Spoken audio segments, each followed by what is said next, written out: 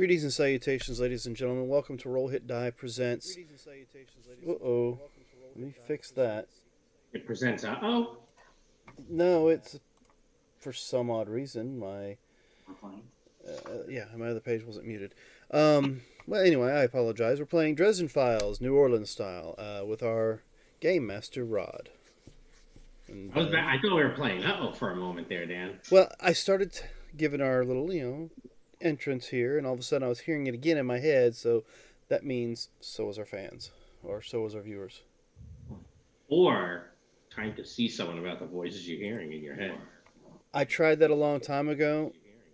You had your mother had you tested. You're not crazy. No, they couldn't prove there was voices there, so they just told me I was full of it. Okay, well, I believe that. Yeah, so tonight is our third session. We've done the two parts of city creation, coming up with New Orleans. I think we've come up with an interesting city. I don't know that we've come up with a happy city, but well, if it was a happy city, would you really want to play a Dresden game there, right? I mean, that would not be so interesting. So, a city of hope and despair with the aspect let the good times roll. We have a theme of supernatural gumbo with an aspect of culture clash. And our threat, which has to deal with conspiracies, corruption, crime, and Katrina, love the alliteration, has an aspect of hidden masters. We spent a lot of time talking about some places in the city, some people in the city. We've documented all of that. I've moved it into Roll20. I think hopefully all you guys see it, right? Yes, no, maybe. What are we looking for? The places and faces, you should see all of those, right? Yes, on the right hand side here. Yep. And there'll be some of them. We don't have images yet. I am open to what you guys can suggest. A couple other things may not have there's no face for this place, or there's no location associated with person. Some of it's up in the air. That's fine. Tonight, we're finally getting to character creation.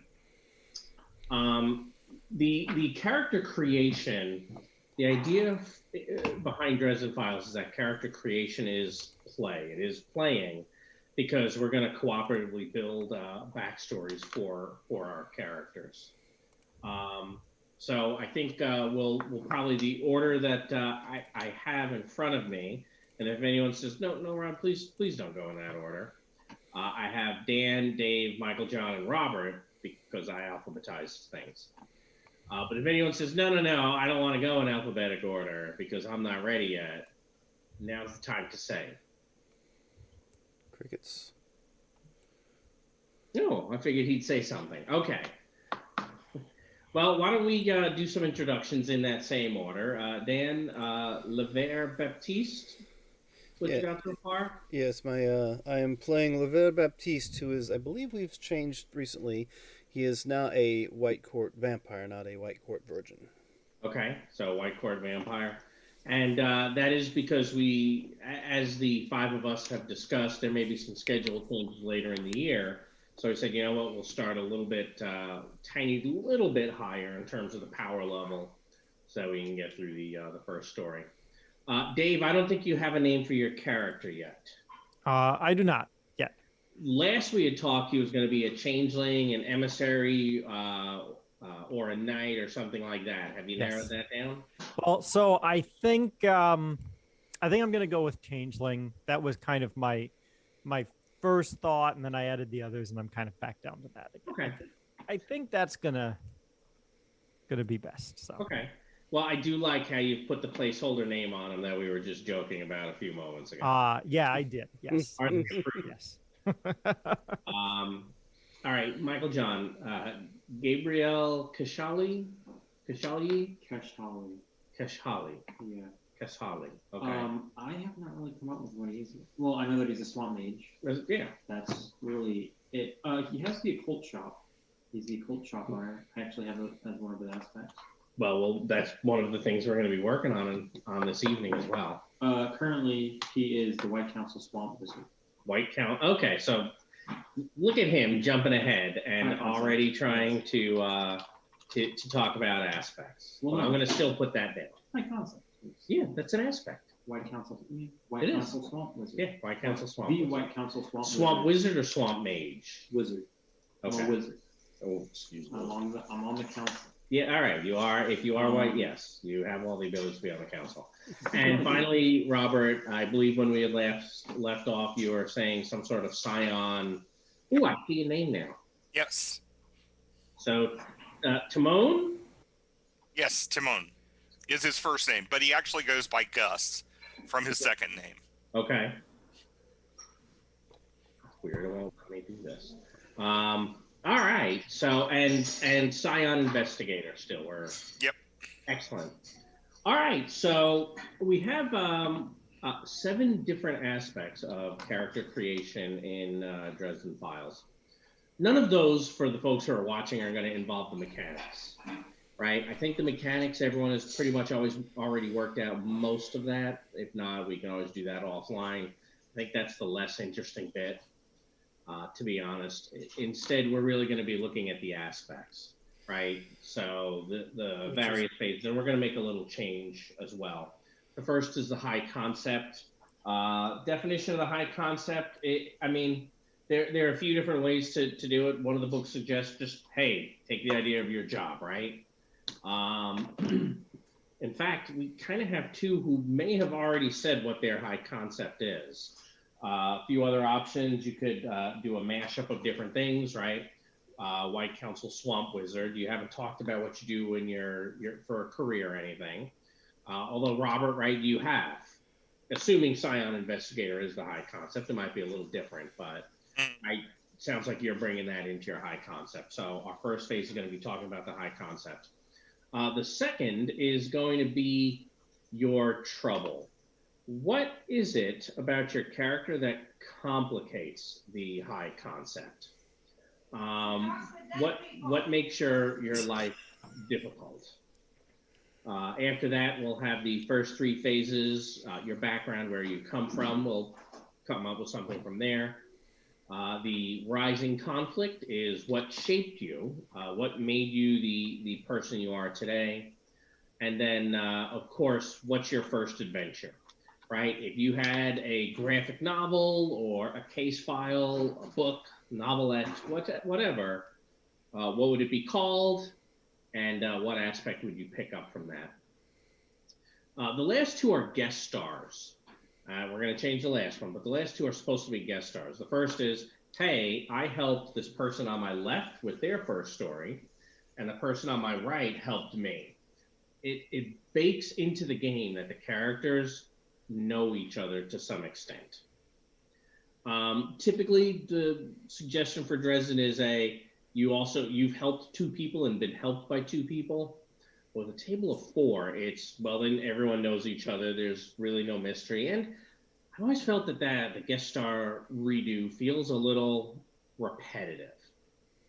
So I think typically in the past, we've usually looked at what's my motivation? What's my agenda? What is it that drives your character? I like that a little bit more than the guest star redo. And I think having talked with you 4 guys, that's also the case, right? Everyone's been like either okay with it or I have no clue what you're talking about. Just go. Yeah. I'm sure I fall in the latter category a little bit. What's that? Said I'm sure I fall in the latter category a little bit. That's okay. There's no issue there whatsoever.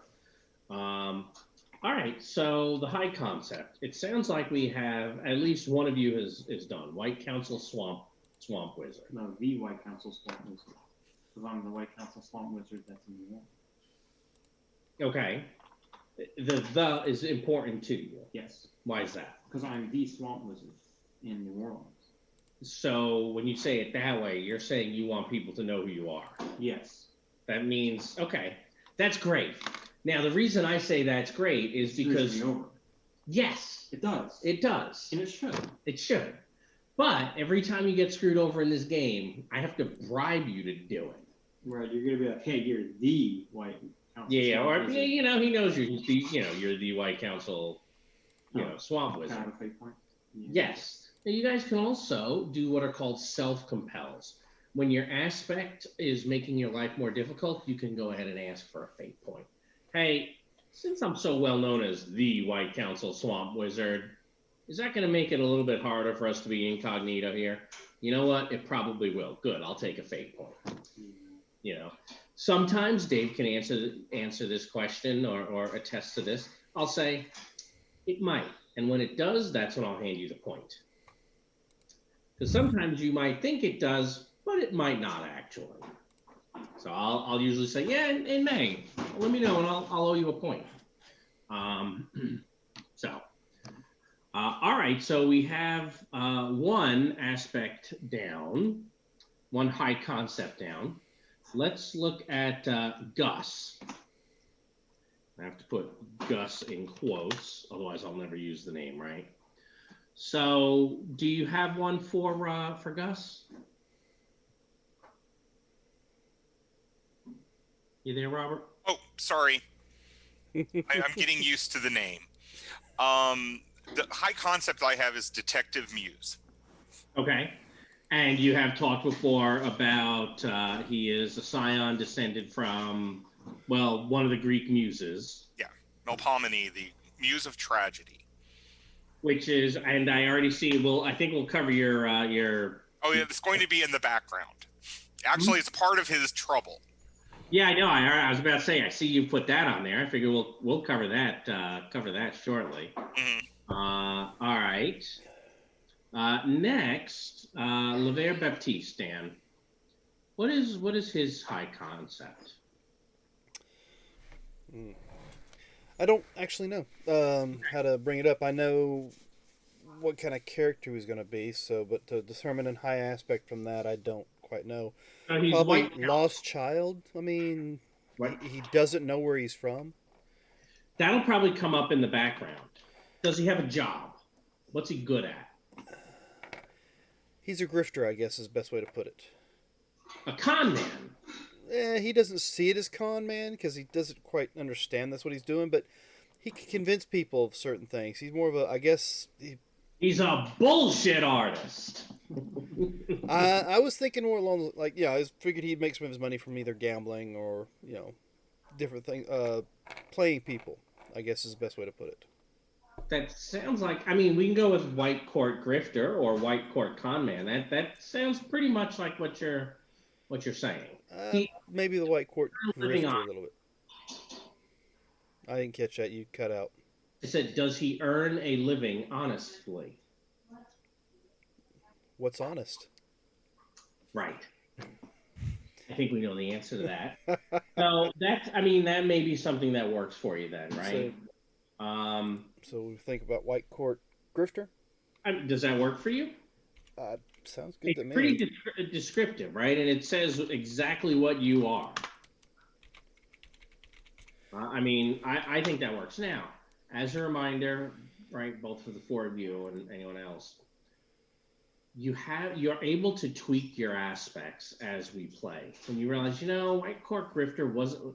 That's what I thought it was, but it's a little bit more this or a little bit more that, right? We do have that. We do have the ability to do that. We're also going to update this to White Court Vampire, since you said you're going to take the full. Oh yeah. Full. So I went ahead and I wrote that.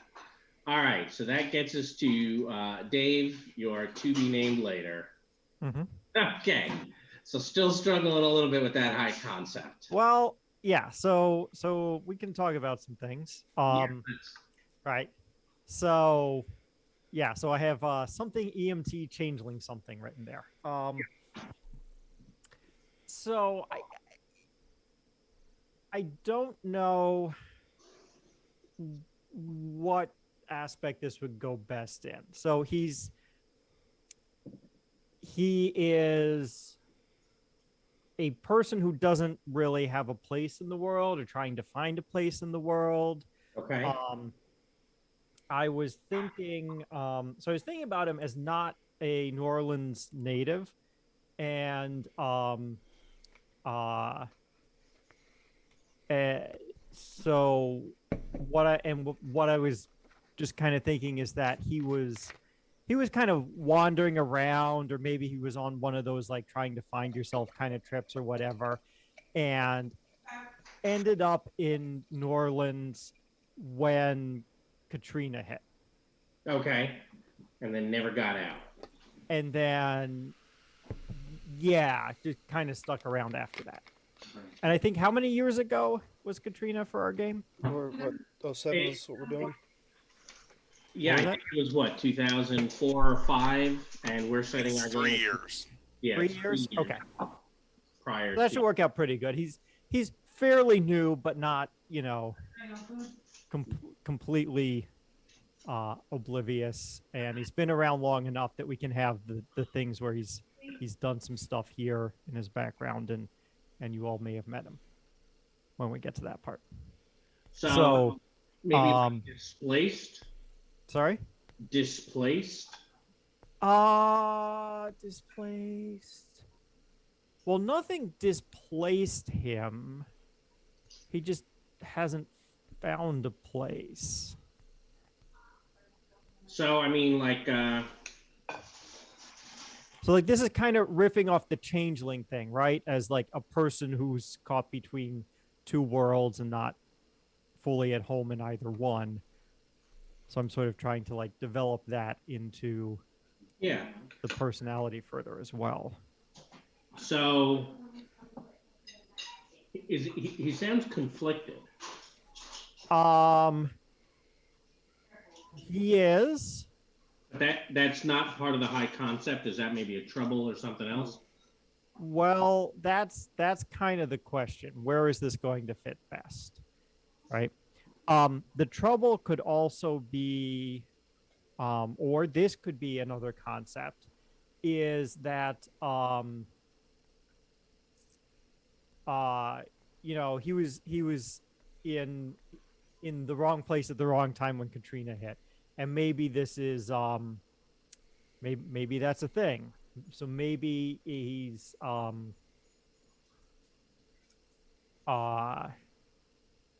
he finds chaos or something like that. He doesn't cause it. He just sort of ends up in the same place as it.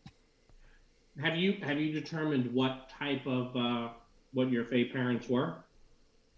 Oh, right. So that's a good question.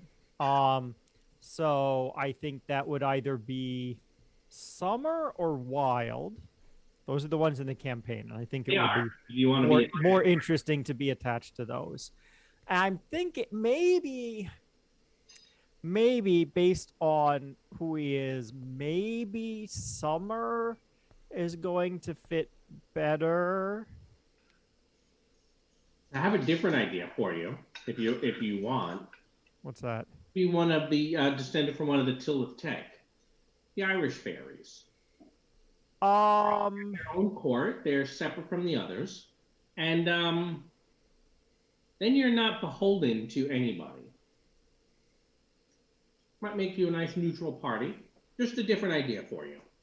So part of my thinking was to not be, not to be a neutral party, but to have people who are interested in me not being a neutral party, or who might not treat me as a neutral party. Okay, just based off what. Despite that, I may want to be. Okay. So you're an EMT who's stuck here. But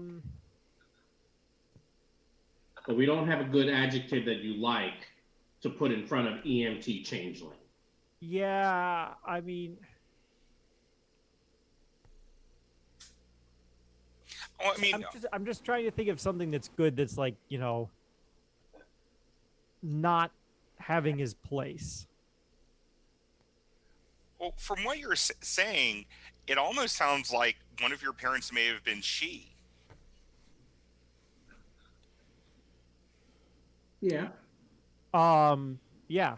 I mean, that way they would be like, no, you need to be part of our court. Right. Yeah. I think that makes sense. Yeah, one of the noble fairies. So there, maybe that's it. A noble EMT changeling. Or EMT noble changeling. Right? Where you put the noble makes a difference. Right. How about noble? changeling EMT. Sure. That works for me. If it works for Right. you. So noble definitely applies to changeling. Does it apply to EMT? Okay. We'll And- find out when the points hit the table. Yeah, right. And hey, what is it? What gets you the points? That's the one that it matters, right? That's when you are what you are. Yeah. All right. So this is once again a character who will be obligated to do the right thing, apparently. Not necessarily. Oh, you're not going to compel me to be noble? Well, here's the thing. I might compel you to be a noble changeling. Ah, fair. See, there's a difference. But no, I mean, we'll see. If you play your character like a good guy, then maybe. That's fair. But we'll see. So, do we want to kind of reverse that order and talk about your trouble? Yeah. What makes it hard to be a noble changeling EMT? Well, Other than you have obligations you're not even aware of. so, right. So I can think of three possible things. I'm listening. Okay. So there's that idea of like ending up in the same place as chaos a lot. Yeah. That's one possibility. Another possibility could be something along the lines of being caught between two worlds. And a third possibility could be, and this is where your suggestion would sort of fall into it, being being pulled into a direction that I am undecided I want to go in. All right. So one of them is let's sum all those up again. So the first. Okay. The first is just something about me and chaos ending up in the same place at the same time. Yep. Somehow. Yep. Second. The second is the idea of like being caught between two worlds. Yep. And As the a changeling. third is being pulled in multiple directions. I Right. think you're in the middle of it all. Right. No, I think that's it. You're in the middle of it all. No Okay. matter what's going on, you're in the middle of it. That actually sounds about right. Right? That I think kind of catches all three of those things you just said. Yeah. I mean, what do you guys think? Does that sound pretty? Does that Sounds make good. sense? It makes sense. All right. Just in the middle of it, whatever it Love happens it. That's even better. Huh? In the middle of it. Okay. Yeah. Isn't that what you said earlier? I said in the middle of it all. I like your shortening of it Oh, okay. because it in the middle of it. In the middle of what? Whatever's going down. Yeah, that. It. And honestly, there's a compel for, oh yeah, you're the first guy that got attacked. Why? You're in the middle of it. Oh no. But there's good news there, right? What's the good news? Well, yes, that is good news. Rachel said it's not you.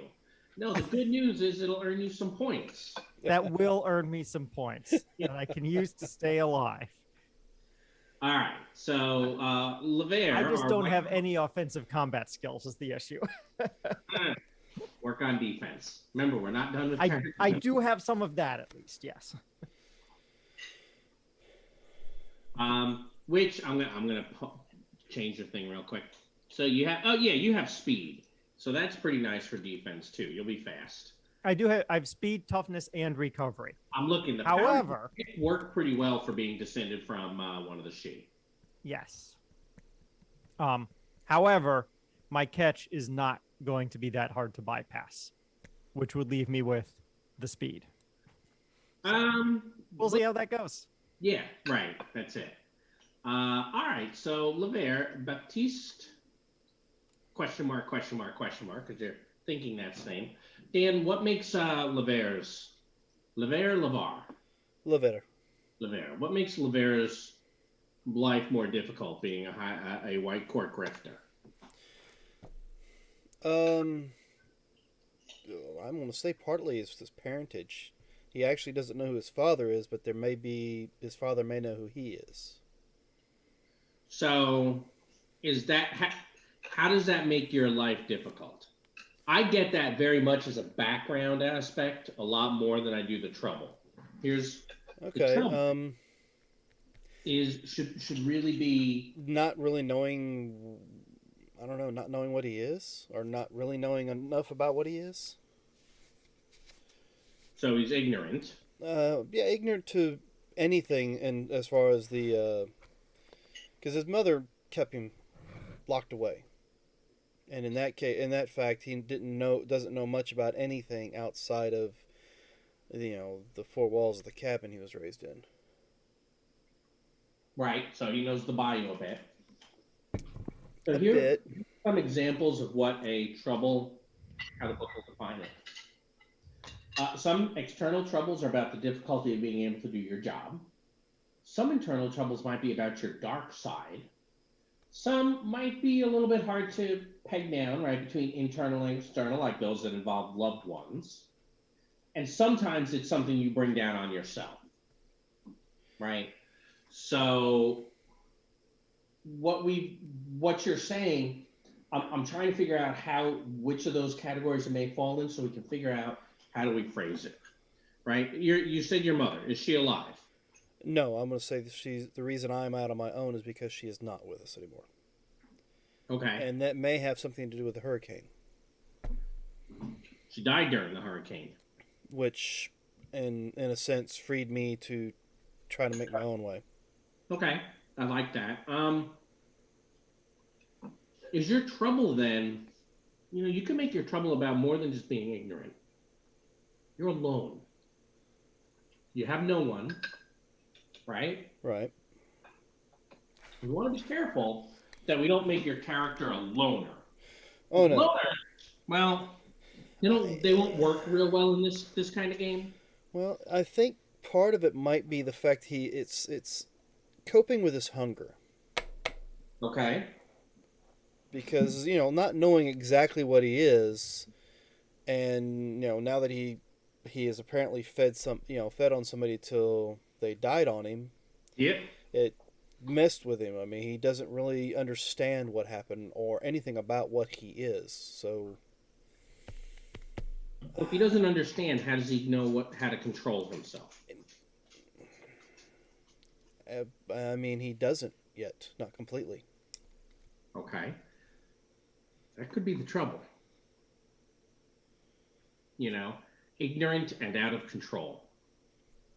All right, that works. I mean, it doesn't have to be that, but that's kind of the. Well, I figured you could use the hunger against me throughout the game. Yeah, and at some point you may be like, you know what, I'm making changes because I'm going to get that hunger under control. And that may be part of my character development as the game goes on. Right. But as of right now, like I said, he's fresh to the world. He has no idea what's going on. The one person he got real close to after his mother's death, well, he didn't realize he was actually feeding on her at the What do you time. do with the body, by the way? I ran from it. Well, you just let her lie where she was. Yeah, because I had a heart attack in the middle of orgasm. I just freaked out and ran. I Okay. mean, I freaked out, left her where she was at. I mean, I'm going to say probably the edge of the bayou because I would have been making my way to the city.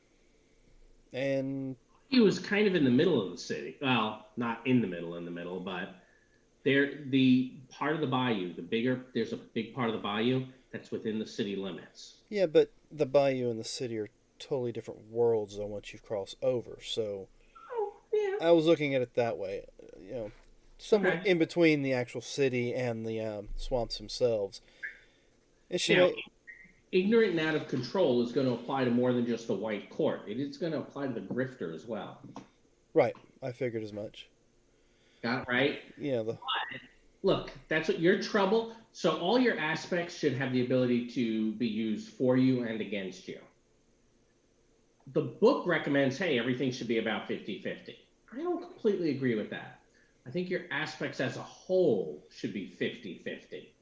You'll have some that it's this is something I'm going to all the time and spending points on. And then you'll have some that are, this is always giving me points. That's okay. Ignorant and out of control is going to be very hard for you to use to do something but it should make it easy when you're trying to get points. You know. I think I've come up with my trouble aspect. Okay. Well, are you feeling pretty good about yours? The ignorant out of control. I'm gonna get to you in a moment because I'm going the reverse order. I mean, And I already see, Robert, you have yours on your sheet. Hmm. So you want to tell us about that? Yeah. I have other people's tragedy finds me. It's kind of the curse of his mother, the muse of tragedy. So he just seems to appear in other people's stories about tragedy. Yep. Which makes sense. You're a detective. As of, by the way, I didn't ask. Detective. What branch? What branch? What sort of detective? Oh, I'm thinking homicide. You're a homicide dick. Okay. Yeah. Well, I mean, there's that. It could have been like, major crimes. Hell, you could have taken an SVU approach with other people's tragedy finds me. Yeah. But then that kind of might set you in opposition a little bit to LeVere. Maybe not the best. So homicide works pretty good. Homicide or actually major crimes might work too. So Whatever you like. you ain't checking out that cold case that happened out there in the swamps, are you? different parish. I don't know that it is.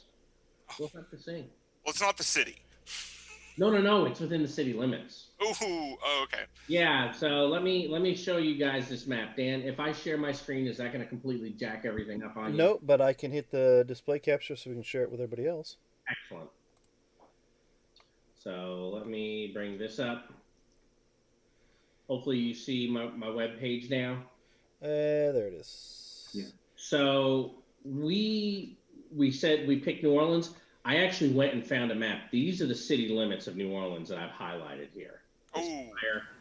And you see all of this? This is Yeah. the bayou. All of this is bayou and is within the city limits. So this is kind of the area where I figure the wild fae are, the Cajun. Now, there may be some down in here as well because there's plenty more bayous. But I think this is the bigger one, simply because it's in the city limit, right? And it's in fact from what I've been able to find, the only wetland that's within an urban city limit in the U.S. So I think that's pretty cool. I think that's interesting. So yeah, I mean, you could totally, if there's a body out in the bayou, who are you gonna call? I mean, I'm gonna call you. Yep. Excellent. You might know more about what I am than I do. What's his lore? His lore. Let me get off of the worksheet page. His lore is only a 1. Yeah, you know more about him than he does. All right, you have a high lore, so we've come back to you. What are you thinking is the trouble for Gabriel? Oops. Anyway. Oh, okay. What does this mean? A lot. Oh man, a lot. Oops. Anyway, so oops, the building is on fire. Oops! Exclamation mark. Anyway. ... So you cause trouble and you walk away from it. Yeah. Just like a teenager. Anyway. So there's 2 ways this is going to come back to haunt you. Yes. Oh, you know what they are already? Yeah. Okay, you tell me. Death, and death. I'm either being arrested by the White Court or I'm being arrested by the city. White Council, not White Court. White Council. We're going to do that every single session. There should be a pool on who does it the most and how many times it happens per night. White Court and White Council. Yeah, always. Yeah, it's going to be either the White Council is getting me or the New Orleans is getting me. So here's the thing. You have to be careful because if you remember, the laws of magic, it will make you, the moment you break a law, you have to spend 1 refresh to take the lawbreaker power. Yes. And if that drops you to 0 refresh, what are you? NPC. Correct. Right. So oops is going to be more collateral damage. Oops, I destroyed the car. Oops, I destroyed your cell phone. All right. Sorry. So I'll get rid of the anyway then. No. You can keep the anyway because the anyway is also a you don't care about it, so you wreak havoc on people around you, and it's like whatever. Oops. Anyway. It also means probably that you're not taking responsibility for the things you do. And then I'm gonna end up in the middle of it, aren't I? That's taking credit, not responsibility. I take credit. Yeah, there's a big So difference. we know which two he's going to know. The EMT and the cop. Wait. All right. So I have a pretty good feeling about that. So, background. You guys have already said a few things, and I think it should be pretty easy to do those. We'll come back to you on your background. Why don't we start with you this time, Dan, and talk about Levere. So, what his background? You've talked about how you grew up in the swamp. You didn't really know much, right? Mm-hmm. You're from the area, right? Yes. Sounds like okay. So you know the city, you know the bayou. You probably know some of the folks. Sounds like you grew up kind of poor. I wouldn't have known a difference at the time, so. Yes, then we'll call that poor. Didn't know a difference is a yes. Yeah, because like I said, I was kept. Being who the father of my character is supposed to be, I was kept pretty well hidden in the swamps. You educated if you are kept if you were raised in the bayou. Homeschool. Okay. Do you have any points in scholar? I do not believe I put Okay. any points in scholar whatsoever. Homeschooled very well. Homeschooled with big air quotes around it. Just the basic, whatever mathematics and minor stuff. I won't know anything about what I am. I don't know much about, a lot of the history in the area. I'm just whatever would be necessary to, I don't know, make a day-to-day routine. Okay. Now, I'm not going to say Mama told me the reason why crocodiles bite is because, I just heard an aspect there. Did anybody else just hear an aspect? I heard an aspect. What was the aspect, Robert? We heard it. It was something about the bite of an alligator. Oh no, I was thinking Mama told me. Oh, Mama told me. Yeah, Okay, yes. Rachel, my wife's inside. She's like, I heard it. Mama told me. That's a great aspect. That there. is. That is it's a hysterical aspect. It gives you some comic relief, but it also can justify you spending a point sometimes and knowing something. Mama told me, blah. But on the other hand, there's sometimes it's going to be, Mama told you this. It just wasn't right. I don't know if you like that one. That's a hysterical aspect. I think it's fantastic if you like it. I don't know. Okay. We'll put that on the We'll put that on the side here just in case. Because, yeah, it'll get funny. And I was saying it to begin with as a joke because of Waterboy, but... Yeah, still a good one. All right, so what else then can we draw from your background?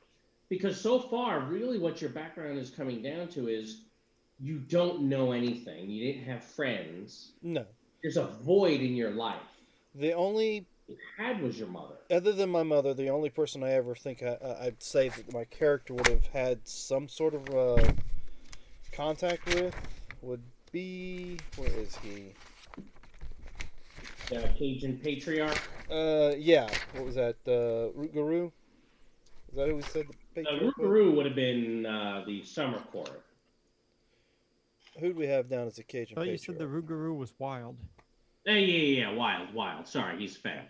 Yeah. Because we were discussing that maybe she made a deal with whoever is runs the swamps or the bayous as for protection against, being found by Daddy.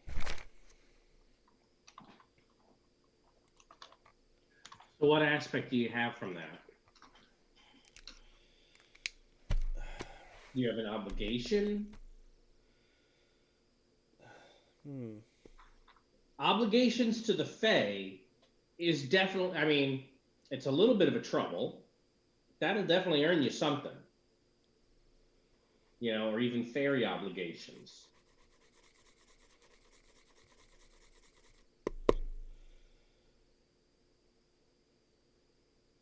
I would feel that my character would be obligated to help out any, I guess, wild fae if it came down to it, because of protection he was given. Okay. So how do we phrase that? Mama told me I owe the fae. Maybe not. Yeah, I was about to say that one's a little hard. That it's a little hard to put those together, because if you have obligations to the Fae, technically it means they have supernatural leverage on you. But because they're going to get you to do jobs for them, and you're going to get paid fate points to do it. That's how that works.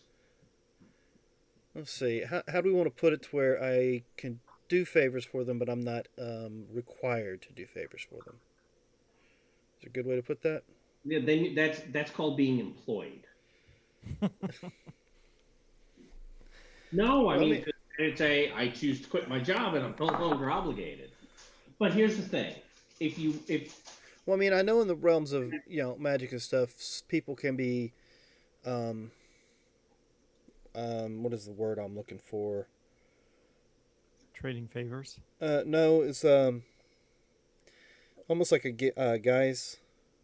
the gears, yeah, that you're not going to be compelled. Compelled. That's the word I was looking for, and I couldn't find. However, the way it works is they go to use your obligation against you. I offer you a fate point. You can always spend one of your own fate points to buy it off, and then you do what you want. Right? You can buy it off. The thing to remember is you want to be very careful. I've run the game for a bunch of different folks, and I've had 2 players, one in each of the different games I ran, who very, very much wanted to avoid compels to try to get them to do things. And they would never, ever accept them. Their characters were less interesting, and the game for them becomes less interesting. Compels make the game interesting. If you try to have a character of I have to be careful that the GM doesn't get hooks in me. Okay. You're playing the wrong game. So yeah, I'm only saying that because you sounded a little hesitant of a little while ago. Well, maybe what if I do them favors, but I don't owe them favors. The problem with the Fae is if you're doing them favors, they owe you favors. That is only a two-way street for Fae. You can't do things for them to be nice. They can't accept that. Gotcha. So if you're doing favors for them, they owe you favors. And once they repay those favors, you're even, or you owe them favors, depending on what they do. Either way, it'll be good for the gameplay. So yeah, we'll say I owe the wild Fae one, or owe them one, or something along those lines. Okay. So what do we want to call it? Good question. Let me ask you this. Hold on. Do you only owe them favors? Probably. It sounds like. Yeah, it sounds like because they're the ones who protected us or kept us hidden. Okay. So, I mean, because I can't think of anything else other than owing them for the protection. Okay. You can see, by the way, how making your childhood very sheltered. Yes, yeah, he was. Like I said, based on what he was and who his daddy was, it was trying to keep all that. I don't know how my mother was trying to keep all that from him. I guess fear of what he may become. But yeah, I guess owing. How do you want to put that? Owe the Fae? The other thing is, you said she died from Katrina. You can always relate the aspect to your mother's death, right? So I think you have 3 possible options. Again, there was the mama told me of, you're very sheltered. There's some sort of fairy obligation. And then there's, mama's dead and I have to do something about it.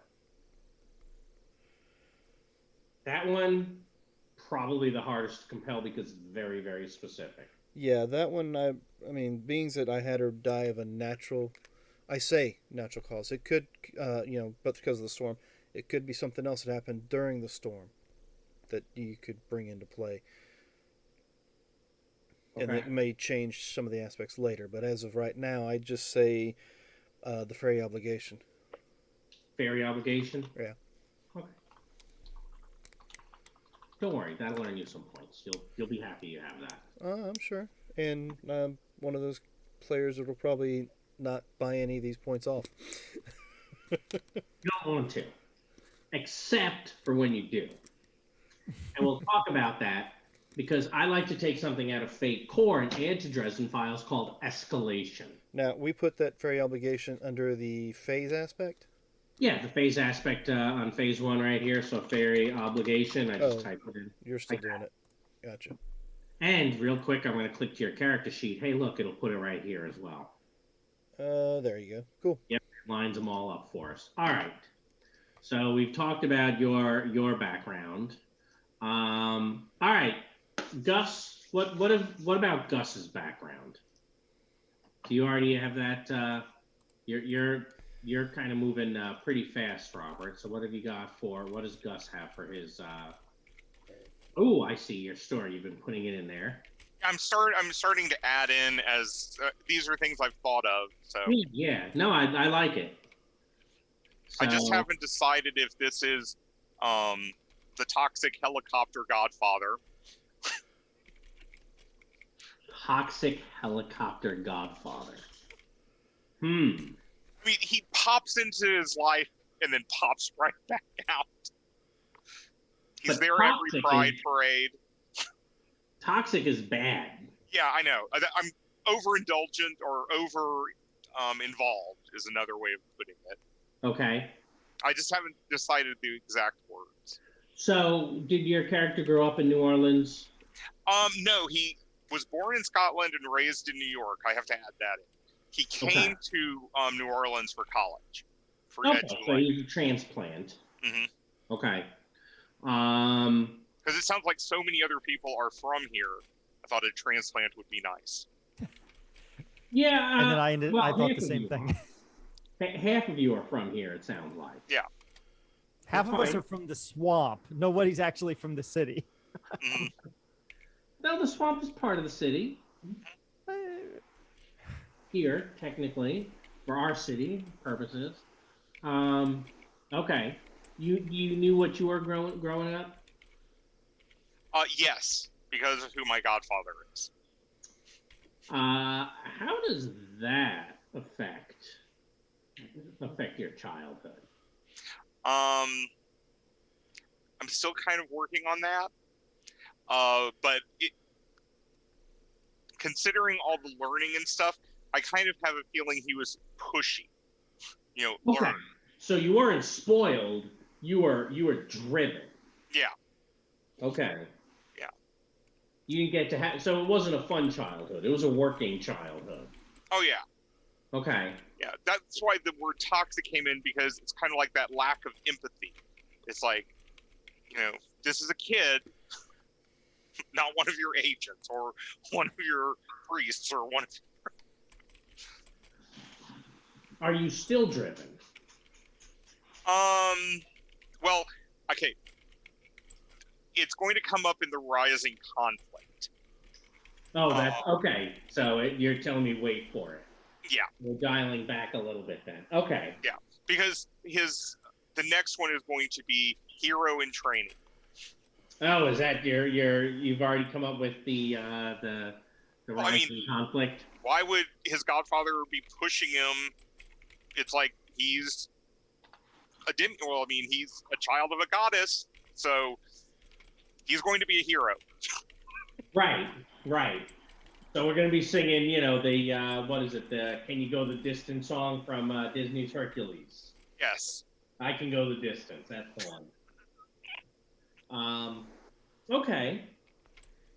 So other people's tragedy finds you. You're gonna be you're a hero in training. Doesn't say you're gonna be one. Right. But Dave, by the way, you said you didn't want to be compelled to be the good guy. You're safe. Yeah. What, me? You're I didn't safe. say it. Huh? Robert, he made you safe. You'll be Yes. fine. Oh. Okay. So you said you hadn't figured out the phrasing yet. It sounds Not like yet. you have an idea for your background. Hmm. What do you think? What Well, it's going to involve Godfather. the Godfather? Yeah, the Godfather. I mean, I didn't mean it like that, but I'm gonna give you an offer that you So- can't refuse. we've said that Persephone is here and is in charge of the summer court here, Which is probably why he was sent to Tulane. right? It makes sense that there'd be someone who could, watch over you, Hmm. make sure you don't go too far astray. Right. So you also have what, familial obligations? Oh yes. But it sounds like that's not as defining for you as fairy obligations are for Dan's character, Right. for LeVere. Okay. Anyone else have any ideas for Robert? Right. This Well, is I was going to say one of the ideas was an over-involved family. I like that. We have to then make up some family to come visit, right? Oh yeah. I mean, his aunts, the other muses. I can work with over involved family if you like that. I like that. Okay, I'll keep that then. Okay. And look, right, again, if it doesn't ever hit well, what do we want it to do? Right. We make changes. All right. So Gabriel, Yes. yours is very much opposite. You're from here, from the swamp. No, I'm from New Orleans. You're from New Orleans. My family's from the swamp. Where you grew up in the city. Yes. Okay. See, Dave, they're not half the party from the swamp. And I think Alright. you saying that is why he just said, no, I'm from the city. Yep. Okay. And I was from the city when someone asked me. So I'll do that. So, but you said your family's in the swamp. Who'd you grow up with then? Oh, my mother. Your mother. She left the folks who were out in the swamp and you grew up in the city. Yeah. Where's your mother now? She's still around. Okay. She lives in the little apartment above the occult shop. So is she ill? Is she well? She's fine. You live with your mother. I take care of her. She lives with me. I take care of her. Okay. She's really old though, because she's not a wizard. She's not. She's not gonna be able to stave off apes like I can. So you're her caregiver. Yes. That's why I said, is she well? It doesn't mean she's dead, No. but it might mean she doesn't walk or something. Yeah. Okay. She's not dead. She's alive. But she's just not there.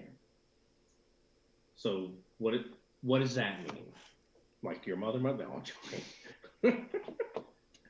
You notice I dropped my voice when I said that. She'll hear you. She'll come I in know and she'll she's kill got you. really good hearing and good aim, which is a problem. Sounds like my wife. She has a carry license so that she can put that aim to good use. You're talking now about your mother, your real mother, not Yes. your in-game mother. Yes. Well, no, she sits in her wheelchair with a shotgun on her lap, just in case. Okay. She knows what's up there. Okay, so she's in the know. Yeah, well, yes. Okay. Everyone in my family is in the know. So, couple things to be aware of for wizards. Wizards and technology don't get along really well. I know. So you don't have a phone at home. I have like a BlackBerry. I have like a landline. Old rotary phone. Yeah, I have a landline. Old rotary phone, and even then the connection's not always great. No, but it worked. For the most part. Sometimes. Sometimes you'll get you are a swamp wizard, here's your point, but your phone's not working. Yeah, and it's like, And other times, other people get a point if they have an aspect that refers to you because their phones won't be working. Their cell phones. yeah, It's just a thing you do. it is a thing I do. Which Okay. is why she's not in the hospital. Because if she was in the hospital, I would check up on her and she would die. Yeah. Things would stop working. Right. Yeah, I guess wizards don't really go to hospital. They try to No, stay away. they tend to No. avoid. So then, I'm gonna need you to stay 10 feet away from the ambulance at all times. Oh, of course, of course. yeah. It's like, oh, I gotta go to work. All right, I'll go over there. Yeah. Yeah. I'll see you later, I guess. All right. So you had started to write down you don't like to talk about or to family, but we just defined something pretty different from that. Mom is not part of the family. She is, but she's. So who's your extended family then? Oh man, they're terrible people. They're the ones in the swamp. Yep. So you're related to the Cajun shifters out there. Yes. Okay. You're ashamed of them. Yes. Why? Why? Yeah. Because they're just bad people. How are they bad people? They're bad people. Can you give me an idea so I understand how to make them bad people in the campaign? Can we elaborate on that, bad people? Are you saying like they're the bad guys? They're villains? Well, of course. Well, they have to be the bad guys. They don't have to be. No, if my character is like I don't like them, then they have to have done something bad, right? Maybe it was this is why mom is in the wheelchair. Okay, so your mother was injured. Yeah, mom's been in the wheelchair for a while. And you've been okay. See, that's a little different from their bad guys. There's a family fallout. Yeah. It's all perspective on good and evil. Yeah. Sorry, that's chat. So, what do you like for the aspect instead of just being family problems? That works. Right? Because now it can come up and it can actually be an issue for you and earn you some points. Yep. Right? Yeah. Now, at some point, we have to. You need to figure out how do you tag that. How do you make family problems work for you? Any ideas? Yes. What's that? Oh, we need to go do this thing. I have family problems. I can't help. That We earns need you to a go point. talk to these people. I have Mhm. family problems. That's what earns you points. Can you think of any time This when you're person doing that a we've role? never really heard of family problems. I know who that person is. How would you know someone because of family problems? See, they've hung out with the family. They know who the family are. They might be in league with the family. No, not in league, I guess, but I know who they are from family. Okay. The family knows who they are, so instinctively, I know who they are, Okay. and they're probably bad people. And I see you're filling out other aspects too while we go. He's coming up with ideas. I actually have been, yes, because I was looking up the actual name Keshali. Yeah. Keshali, which is let me see. It is Romanian for fairies. Is it? Yes. Okay. Which is why I put down one of my aspects. Yeah, I see it. And good with the summer. We're going to cover that one in just a moment. Yes. See, originally the family was. Oh yes, we like the Fae. They are very cool. And then, oh no, we pissed them off, and now we're shifters. Well, maybe your parents did, because the Cajun shifters out there, we had said have not gone along with the Wild Fae. So maybe that's the problem. Your mother was trying to intercede and bring that conflict to a resolution, and oops, anyway, things went sideways. Oops, anyway, yeah. Well, that's why they're shifters. Was it your fault? Check. She would be very, very, very mad. Would she? Yes. Okay. Well, she wouldn't be in the wheelchair. You need to learn the magic that can heal her. All right. All right. So background doesn't go back and figure out what happened. So I think we've talked a little bit, Dave, about your background. I see you've put some question marks down. Yeah, I was just kind of brainstorming. Yeah. So I figured. Do you like that idea that you were a military brat? Well, I figured he moved around a lot. That's the first reason that came to mind is why someone as a kid would move around a lot. And doesn't I know you guys were throwing the whole Navy thing out there, but it doesn't have to be Navy. Army brats. I just made a joke. I don't even remember what it was that made me think of it. Yeah, I mean, it could have been any service, because I think all of them would involve the same moving around. For the most part, yeah, they do. Yeah.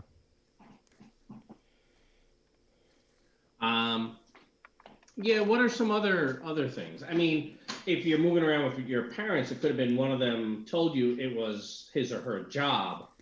They also may have been trying to keep you away from the Fae. Could be.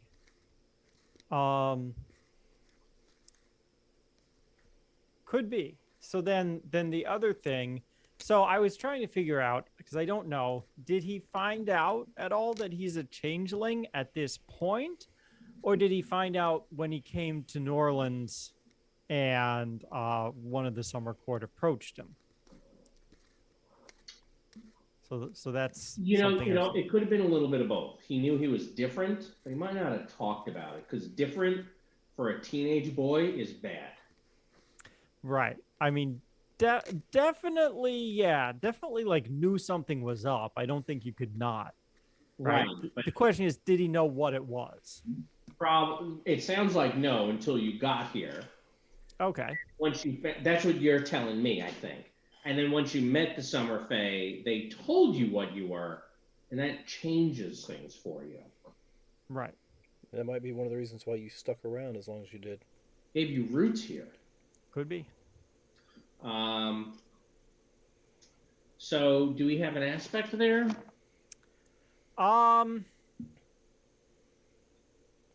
You also have something about traveling.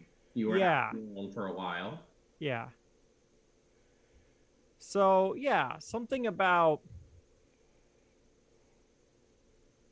right. So there's a lot of wandering there. Mm-hmm.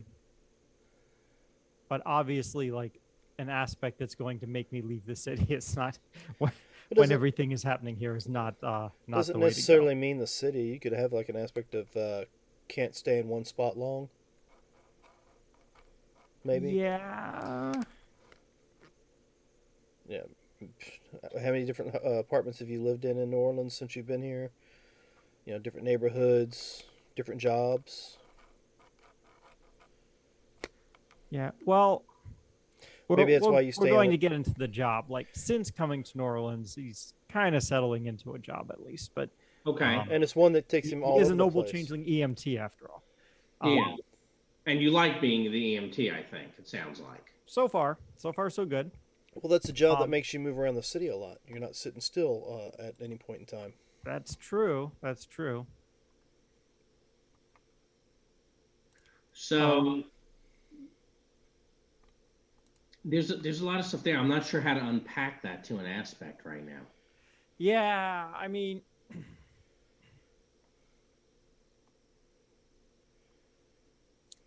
like it also connects to the sort of like not having a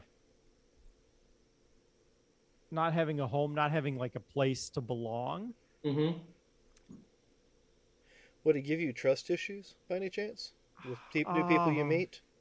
It could, but it could also, meeting the summer court here could give you a feeling of belonging. Or maybe you make friends faster because you didn't have any other choice? Yeah, could be. Or you could actually go a different way with that because you've moved around so much, friendships are transitory. Or relationships in general are transitory. Yeah. Yeah, I think that makes sense.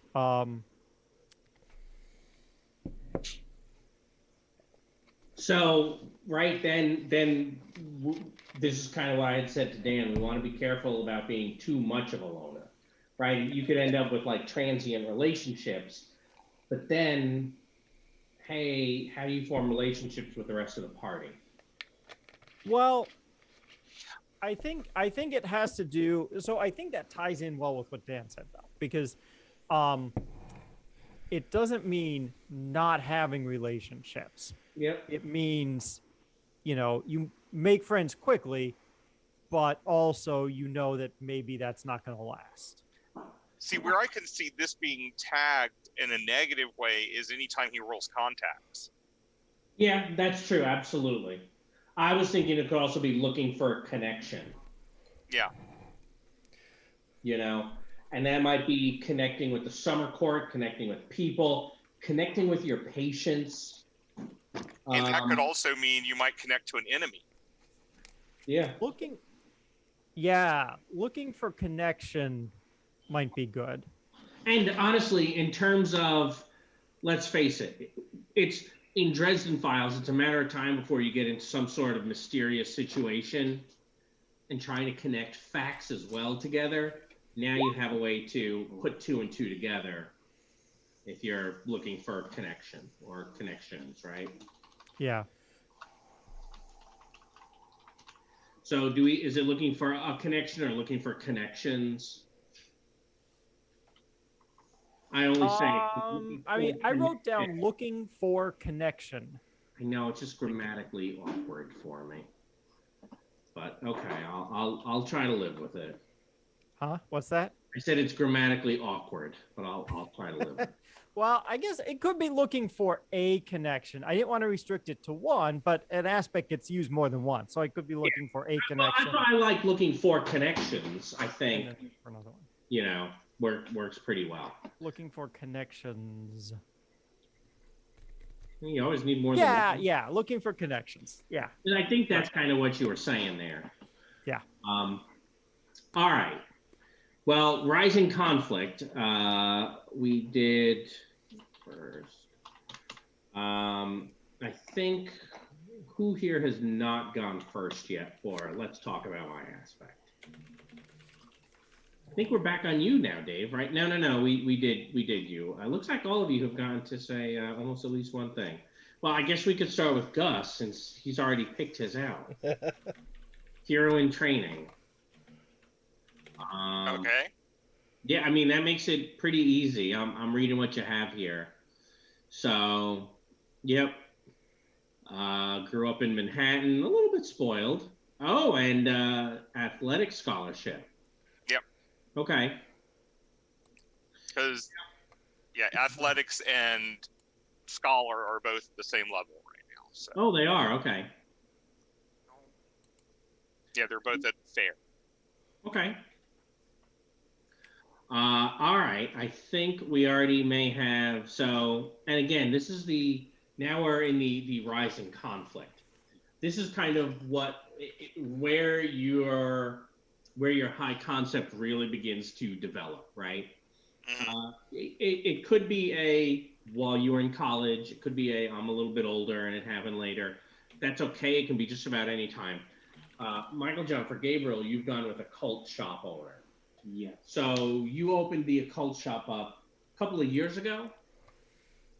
Yeah. Okay. As an occult, where is your occult shop? French Quarter. Okay, so trendy, Yes. expensive, Yes. keeps you busy. Keeps. Yeah. Very busy during that 1 month, but Well, no, not just that. Here's the thing.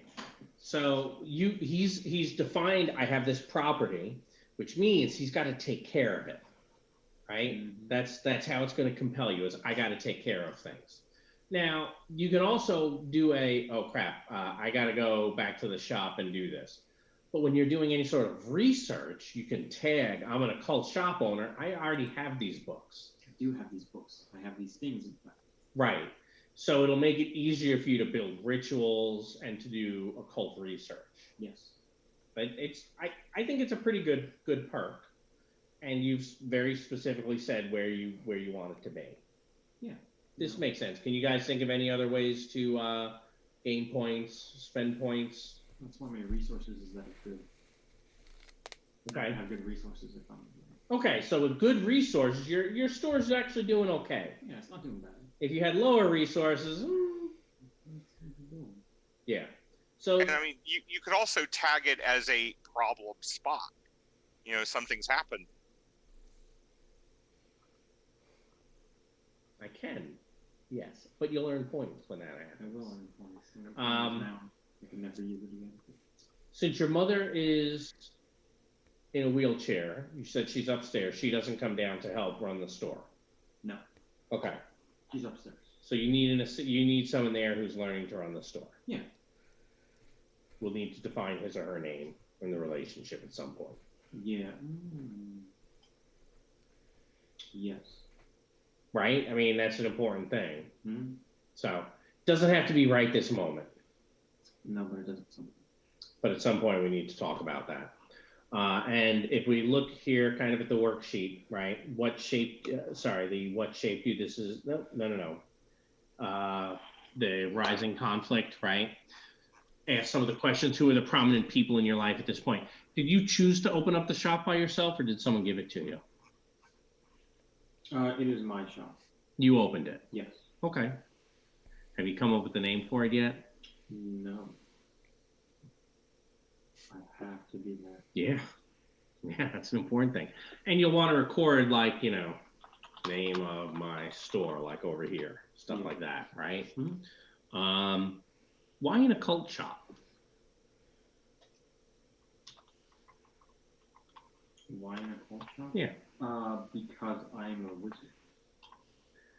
Also, I'm Camouflage. especially in New Orleans, where you have all the voodoo and all that stuff. Yeah. Okay. Are you opposed to the voodoo? No. Okay. I don't have a problem with it. I'm pagan. Oh, okay. Believe in whatever you want to believe in. I don't care. I don't care. Just leave me alone. Yeah, just leave me alone with my nature spirits. Okay. Which, yeah, that makes sense. Which is why I'm in good with the summer court. Well, maybe. We'll talk about that in a moment. All right. So the rising conflict. I think we're back to you, Dave. All right. So I'm not sure what to do about the aspect here, but he ended up in New Orleans during the hurricane. Yep. And then he helped out with, a lot of stuff with that during the disaster, maybe some after it. Not all of it medical stuff, but some of it was. And then he decided to stick around and take the EMT training and start doing that as a job. Right. And then the summer court shows up to say hi. And so we can talk about how that happened. I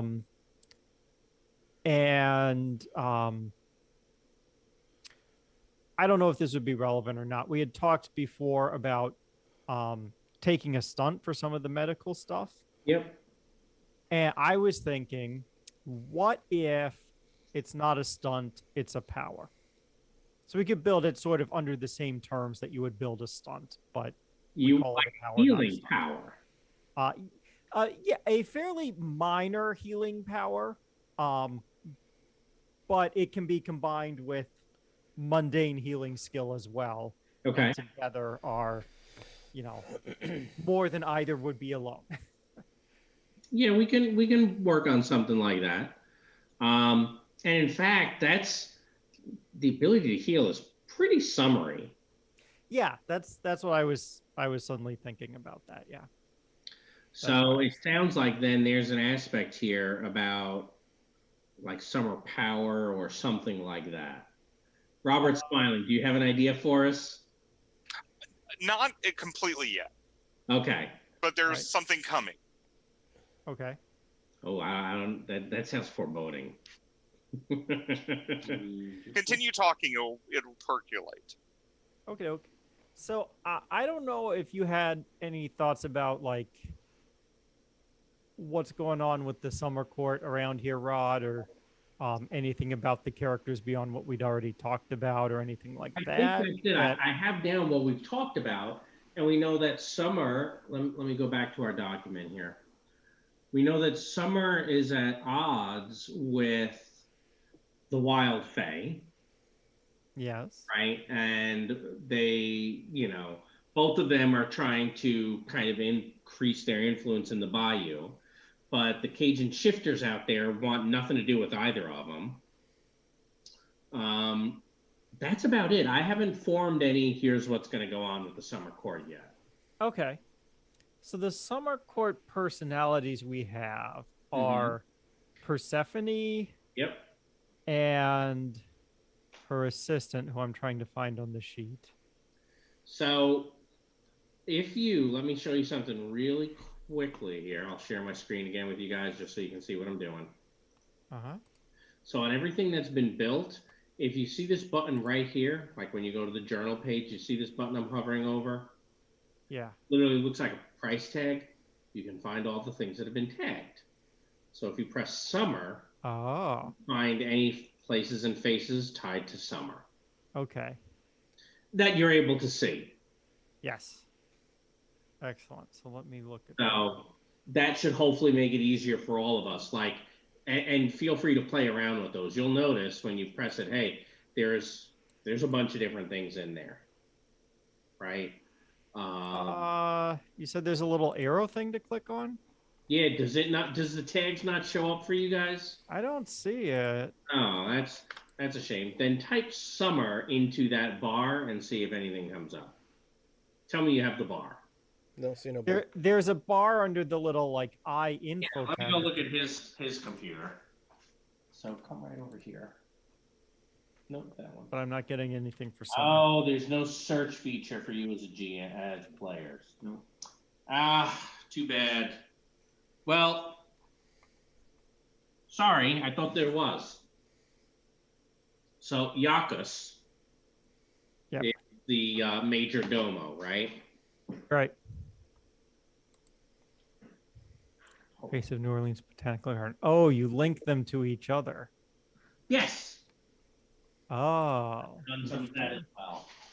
Sorry, I'm having trouble with my chair. Okay. So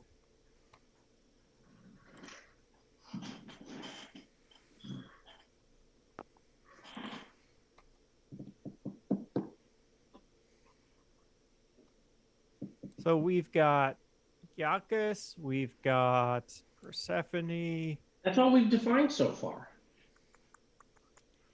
Okay. We don't really know much about them. So yeah, I don't know. I don't know. Who would take interest in him? Would it be more interesting for it to be someone at the top, or would it be more interesting for it to be, oh, what if it's someone who, so Yakus is like the personal assistant or whatever Divine to major Persephone, the domo. goddess. Yep. So Divine what if major it's domo. right, major domo, right? And in So fact, on all the character sheets, when you open them up, if you go underneath the images I've had, I've put in a little table showing aspects that you folks already know. And I've tried to do it as a table so we can add more as you guys learn things. oh, okay. Okay. I do have one idea of why Iacus is wanting to nurture you. There actually have two ideas. One is it would increase his power base to have another noble fae. Absolutely would. The other is this is its illegitimate child. What? Oh, you're saying he could be his daddy, Yeah. but he doesn't know. He doesn't know it. And Iacus doesn't want anyone else to know it because No, then that they could use it against him. Hmm. That would be interesting. No, Dave. I am your father. Of course. What if, so the other thing I was thinking though is, what if there's someone in the summer court who is like technically on like the Fae hierarchy of like what you are or whatever, would be higher than Yakus, but because of Yakus's position in his job, he technically has more power, or they have different powers, so it's like a give and take kind of thing. There are a bunch of different nobles in the She courts. Right. So what if it's some other noble? And what if that person is taking an interest in my character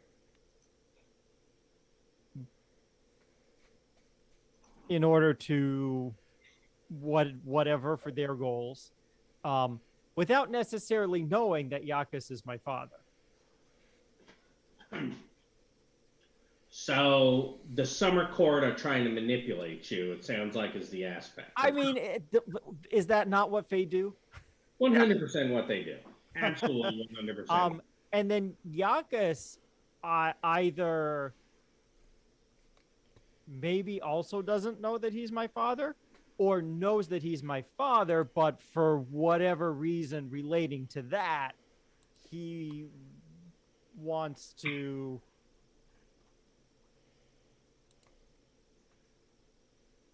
does not I don't know. He might not be wanting to like get close to me, Mm-hmm. but also doesn't want me like siding with this other person. Okay. So what's an aspect that we pull out of this? I don't know. I'm not sure I have one either. Because it's a little bit vague. It's just it's just a lot of stuff that happens. Yeah. Doesn't have an obvious.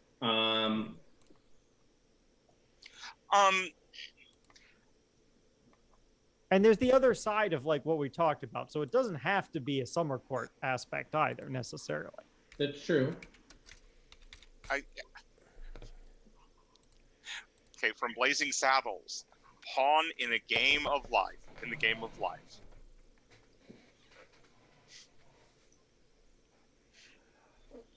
Certainly. Is that going to be useful in different situations from in the middle of it, or is that going to kind of overlap too much though? Those two are, I think, have some similarity there. Okay. Let's take a look real quick. I'm going to switch on this thing on your character skills that you got. And see if there's anything that suggests itself there. You've gone with glamour, some of that stuff. So you're more sneaky than anything. I am sneaky. There's a little bit of deceit in there also. That goes with the glamours. Does. And I mean, technically, the noble changeling EMT works for when you're trying to do your glamours. Yeah.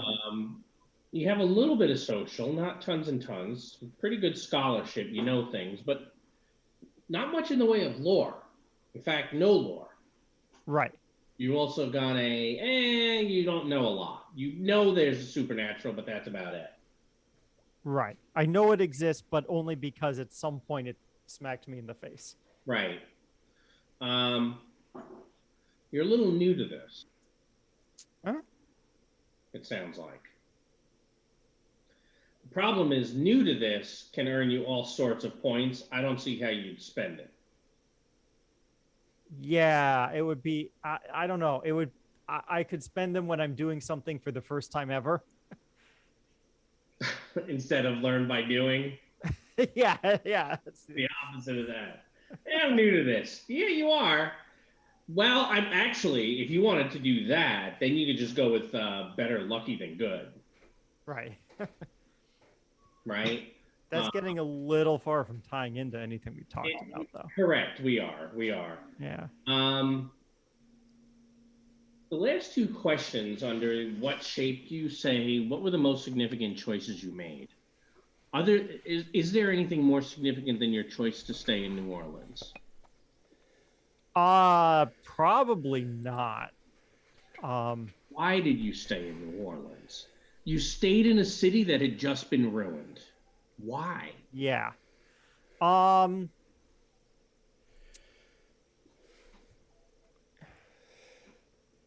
some of it ties back to the looking for connections, though. Yeah. Finding a place to be useful, I guess, being connected to something that, you know, in that way of like helping out during and after the hurricane. So you said a moment ago trying to find a way to be useful, and you're also an EMT. You're trying to help people. Mm-hmm. Need to be helpful. There's like a need to be helpful or Need to be needed. Or a calling. A calling to be helpful. Yeah. There's something in you. It seems like there's a need for you to help people. Yeah. What about called to help people? Need to be needed. You know, it could also, or if you wanted something a little weirder, I'm here to help. You know, I'm here to help. very good way to stage a fortuitous arrival. True. You know what? You're not going to be late to too many things if you're here to help. I mean, I could still do that with called to help people. You can. Especially if they called me and said, we need you over here. I could be like, I arrived quickly because I was called to help them. Yeah. Is it only people? What about supernatural folks? Maybe just called people in the broad sense, including supernatural folks. The reason I didn't want to say like called to be helpful is like I'm not going to help a murderer to murder people. Okay. Just because that would be helpful. That would be the opposite of helping people. All right. It probably would be. Yes. But people like, yeah, this could be extended to supernaturals in the philosophical sense of like who gets to have personhood. We can, that's fine. That's okay. as long as they're like intelligent, sentient, sapient supernaturals and not just like, I don't know what would be an example of like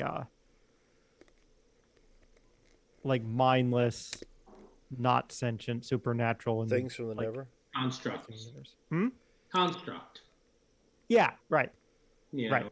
There you go. Like constructs are not people, right? But intelligent supernaturals. No, that's fine. Yeah. All right, Dan, for LeVere. We know we have some. I'm a little worried we're going to run in, that it's going to be difficult to define your rising conflict because, right, White Court Grifter. At some point, you learned what you could do. Yeah. And you've been using it. Right. How has that shaped you? Does it give you a dark side? Maybe I've a little more control, I guess, over what I, been able to do with my abilities. But I was also thinking that, the patriarch in the situation here is one that feeds on everything, right? That's your theory.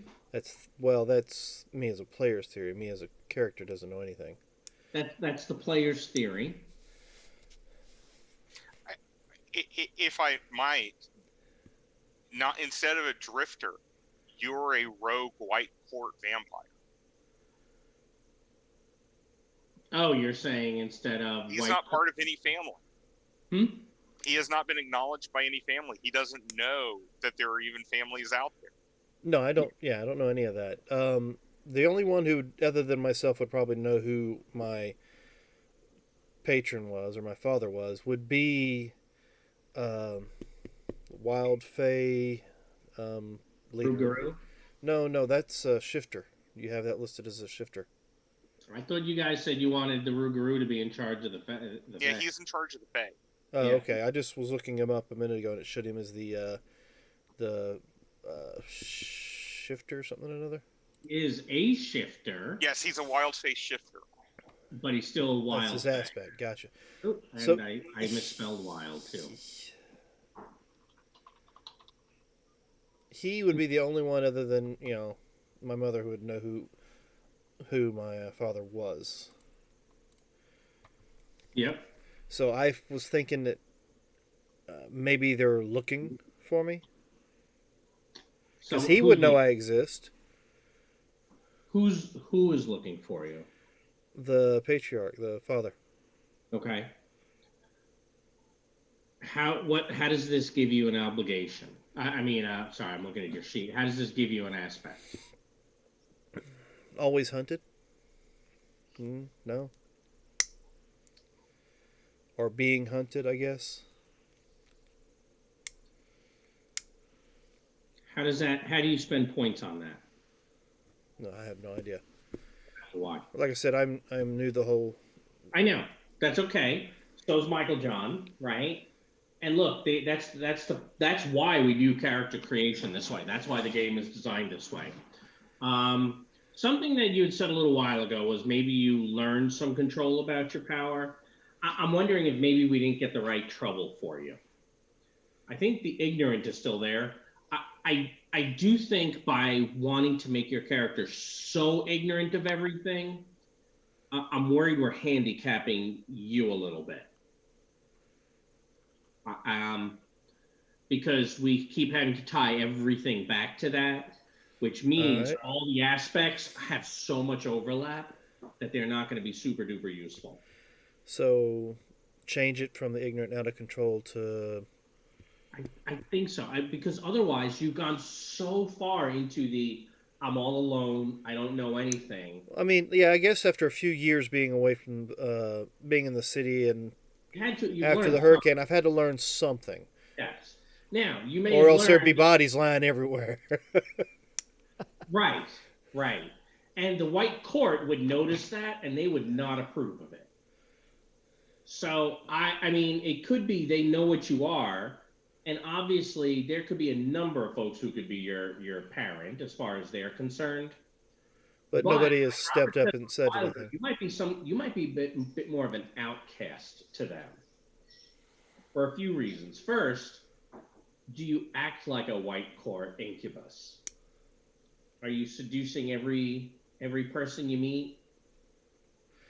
Or are you trying to keep it No. under control? I probably would use it to garner any benefit at the time. He would. Okay.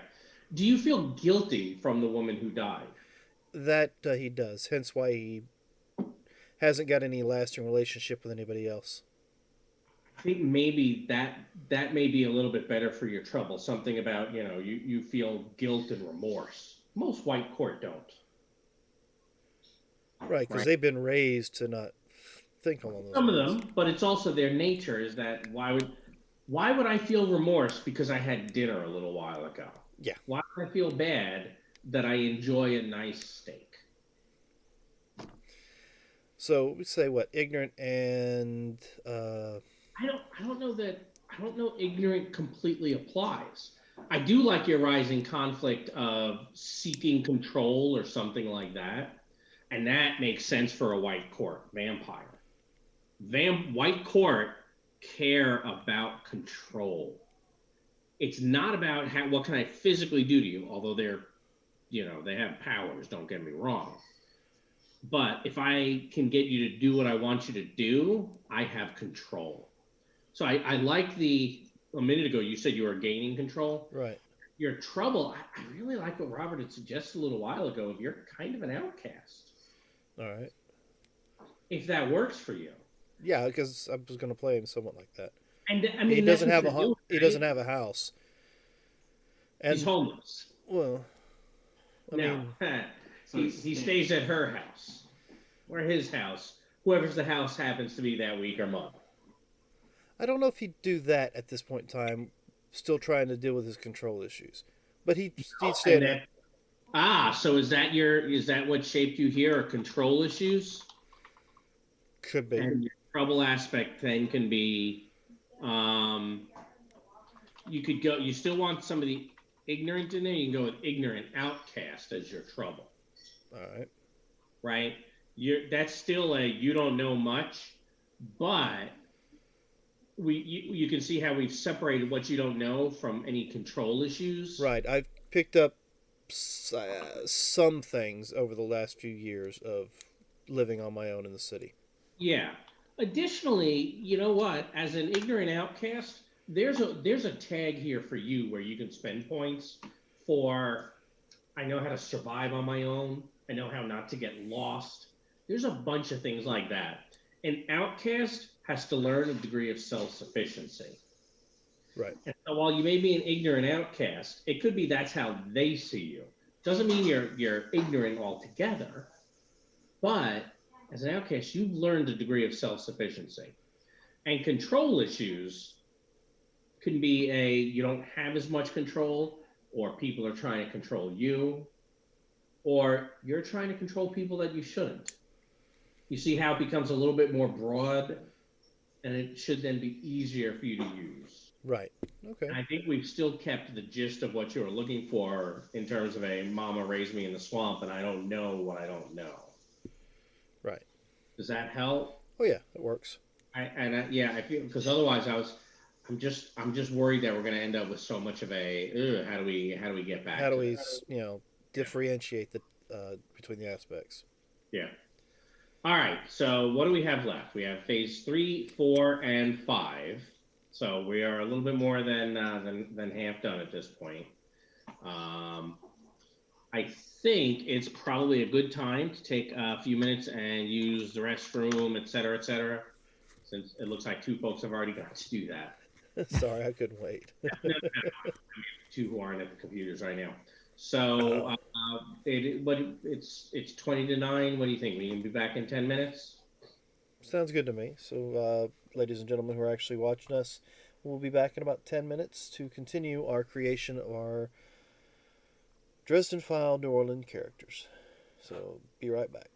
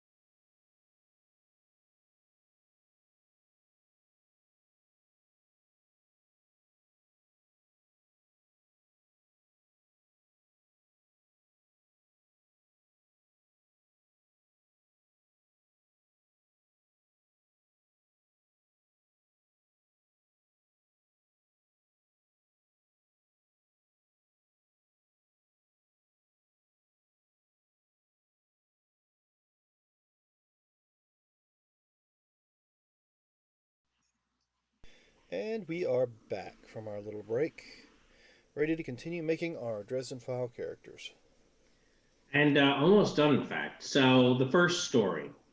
The first story, you guys can see again on the worksheets there what it says, right? What's your first adventure?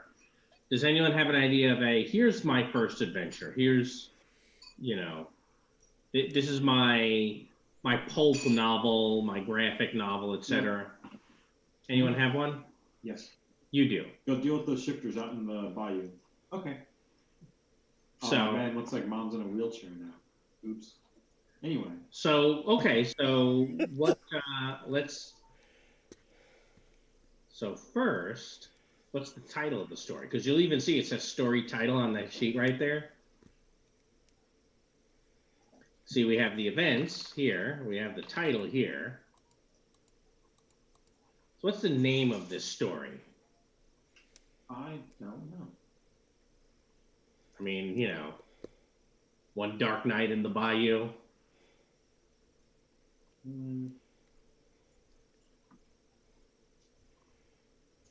Sure. I mean, it doesn't have to be. It doesn't have to be. Bayou Betrayal. Bayou Betrayal. You had said something about the summer court, so you have, summer in the bayou. Summer in the bayou. That's funny.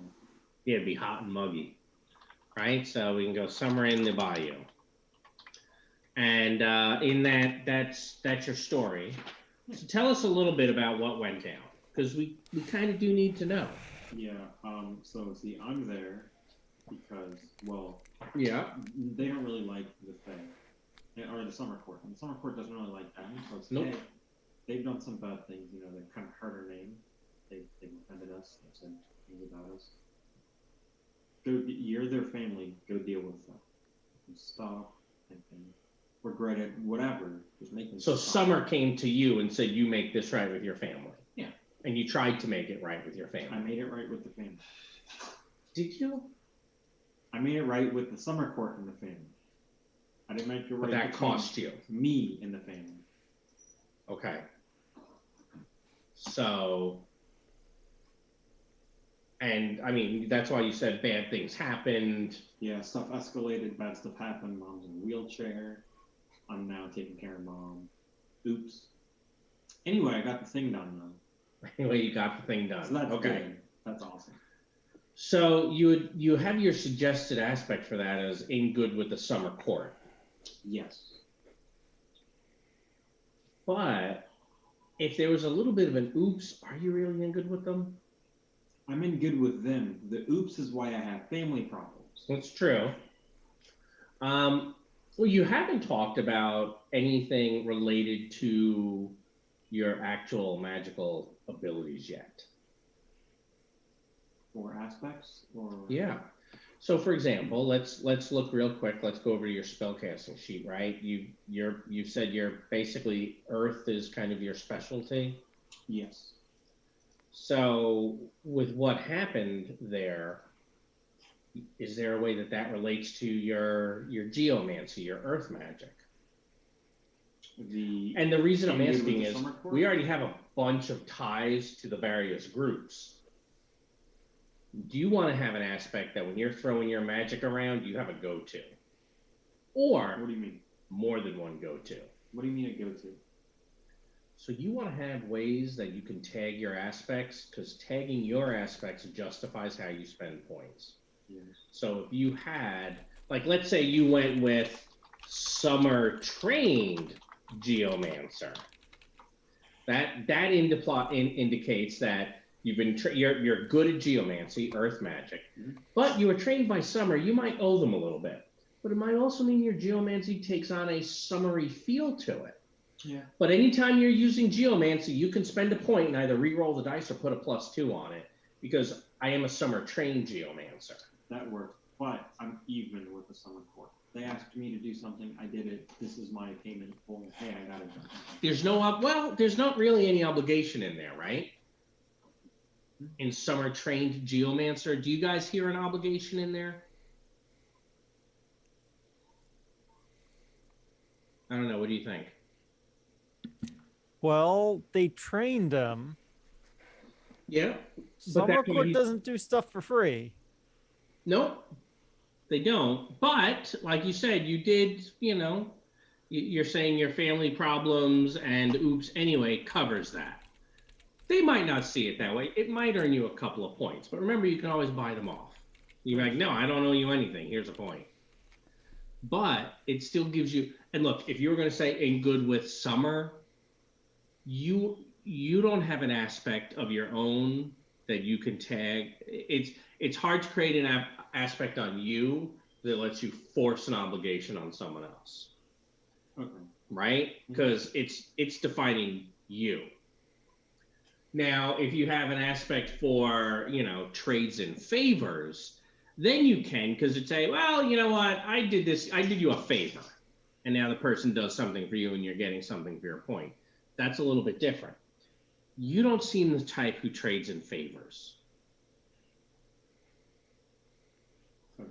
right? But this refers to summer, which you wanted to have an in with them. This gives you an in with them without having obligation going either way. Yeah. Most of the time. Well, yes. Maybe they'll need help again. In which case, yeah, I'll help you. But no. They understand this. It doesn't even have to be said. Yeah, that's true. You wanted to add something, Robert? Yeah, this reminds me of another aspect from another Dresden game, Winter Court's corporate lawyer. Whoa. That's a terrible job. Oh, does that mean you're a corporate lawyer for the Winter Court, or you're a member of the Winter Court who's a lawyer for a corporation? You were the corporate lawyer for Winter Court, or the Winter, yeah. Does that work for you, the Summer Trained Geomancer? Yeah. I mean, it speaks very specifically to your magic. Mm-hmm. And then you'll want to kind of put some of the details down in over here, right? The phase 3, this box where I've just put some G's. Right, some of those details we were just discussing, because it's easier to remember them if you could go back and read them anytime, right? All right. Who else has one?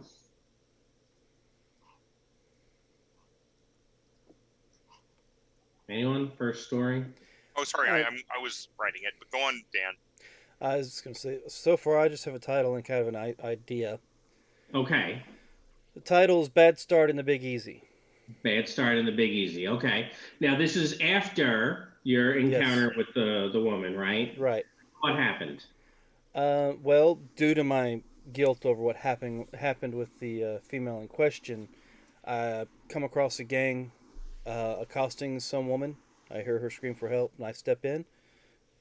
Doesn't go well. Okay. It's before I really know my strengths and weaknesses at the point in time, so... Did you kill someone? No, but I got my ass handed to me. Oh, okay. The other way, it didn't go well. Because, we have these other gangs that are working, we have certain gangs that are in the area. Yeah, we do. Have certain, Anyway, the gang was Red Court. Yeah, they were. And, of course... Vampire? They were the Red Court, one of the gangs controlled by the Red Court vampires. I was going to put more that a few of them were Red Court vamps. Okay. And, of course, the woman was their meal, but I didn't know that. Okay. I just heard the screams, and so as far as phase aspect, I was thinking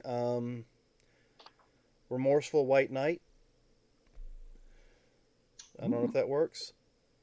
Yeah, I like that. Actually, that's very descriptive. Yeah, go ahead. Let's put that down. You got it, or you want me to type it? No, I'm putting in my spreadsheet. You type there. Remorseful White Knight. I especially like the White Knight part because being White Court vampire, right? Additionally, the book White Knight, but it's spelled with an N, not a K. Right. Now it also ties back pretty well to some of your other stuff and to your ignorant outcast. If you're a White Knight trying to help people, the White Court does not approve. So I think that ties really well to a bunch of things. Now, as far as our guest star, would that be one of our other players in the group, or are we going to? Yeah, we're going to cover that in a moment. Well, I mean, it has a guest star in our little story here. Yeah, we're going to cover that in a moment. I just deleted it. There you go. I put it back. I'm good. We're good. I like Remorseful White Knight quite a bit. I think that one's very easy to use. And if you're charging in to help someone, I am a white knight. I'm here to help, that sort of thing. So that's a pretty good one. I like that. Do we have one for Gus or for Dave's character yet, Mr. Kibinal? I've been working on Gus's. Okay. The story title is An Unwanted Gift. And so Gus's decision to study criminal justice did not go well with his godfather, but his joining the New Orleans police force was seen as following the path of the hero. To honor his godson's decision, Apollo gave Gus the gift of prophecy as his present for graduating police academy. But as the son of tragedy, the gift follows the course of the Trojan prophetess Cassandra. Have you taken Cassandra's tears? Yes. Okay. So I think dear. And so whoever is in this guest starring role is going to be part of the first vision, and that none of the other police will believe. So I think Cassandra's tears comes with a must of needing to have an aspect refer to it. Yes, that's what this one is. Yeah, so do you have an idea of what that aspect is? The aspect is an unwanted gift. Okay, so the title works as the aspect. Mm-hmm. Okay. I don't think, I'll be honest, my thought for that power, I'm okay with the party, with the PCs kind of believing you. Now, if they at any point want to be like, yeah, no, I don't. I'm okay with that too. Yeah. But Cassandra's tears specifically, right? Mm-hmm. Yeah, actually, that's going to be the phase aspect is Cassandra's tears, because it has to be referenced completely. So. Well, it's or a similar variant as an aspect, because it's going to get compelled. So, yeah. And it says unbelievable predictions. Right. You're able to make precognitive predictions or receive them. It places an aspect on the world. But whenever trying to warn people about what you foresee, you're a -2 to convince them what you're saying is correct. Right. Do your Cassandra's tears manifest as far-fetched or strange, visions? Like it could take the metaphorical vision similar to the sight. Yeah. But not weaponized. Yeah, well. So I mean that's also an option. Yeah. Okay. I'm kind of almost seeing it as omens. That makes sense.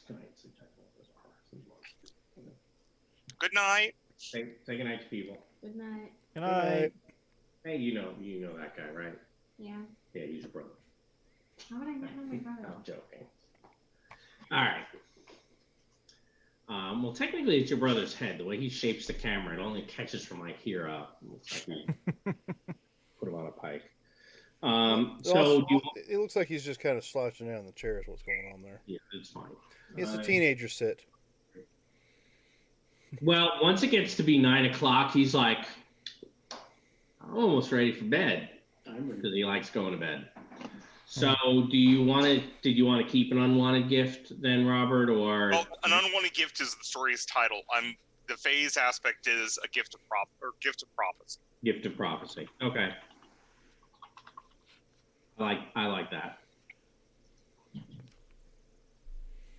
All right. One last story left. Hey, Dave. Hello. So what's your first story? Do we have a title? Yeah, I really didn't know what to do here. I was just kind of thinking it would be interesting to have something with the law, and maybe because I'm an EMT, can't save everyone. Maybe one of the Geed is involved somehow. I have a weird idea for you. Okay. As I recall, when we first started talking about what we were going to do, didn't you say that we had to have zombies, or was that Dan? No, none of us said that. No, somebody said there had to be some zombies. We probably did, but we weren't talking about the undead type zombies. We were talking about the voodoo type zombies. Yeah. Okay. So then I thought he was dead until he came back doesn't work.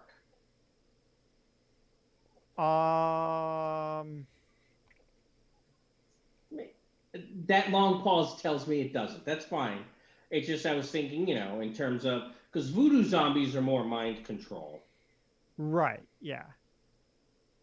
And I don't know that an EMT would really be able to tell, hey, this guy's been enthralled. Right. That's why I was thinking. So then, what is the idea with one of the Geed then? Well, I don't know. That's the thing, right? Like, what would they what would they be into? Like, what would cause one of them to show up, and like, what would they want? Are you saying they wanted you to do something? I don't know. Maybe. Okay. Right? Or maybe something else was going wrong and they showed up to fix it and I was in the middle of it. That's a possibility. What sort of supernatural nasty creatures might someone with your skill set run into? That's a good question. Let me look at our movers and shakers and see who's around. Right. And we also always have just the generic stuff, right? That it talks about. Other book. What are some of the things that go bump in the night? Yes. Constructs, demons, dragons. No dragons. Okay. Aries, the fallen, ghosts, ghouls, gods, hags, mortal practitioners, Right. old ones and outsiders. We've already taken all that off. No old ones and outsiders. The rest of that's on the table. Scions, spirits, thralls, valkyries, vampires, warped animals, werewolves, Yep. zombies. Those are your most common things. You also have the Fomor. Yeah, Yes. actually, the Fomor, we haven't talked about them at all. They do like to take control of folks. And weren't we like saying that something with Katrina had something to do with them, maybe? I think we said the Fomor weren't in the city until post Katrina. Right, but they may have had a hand. Well, story is they may have had a hand in. That is what some people say. So, if that. Yep.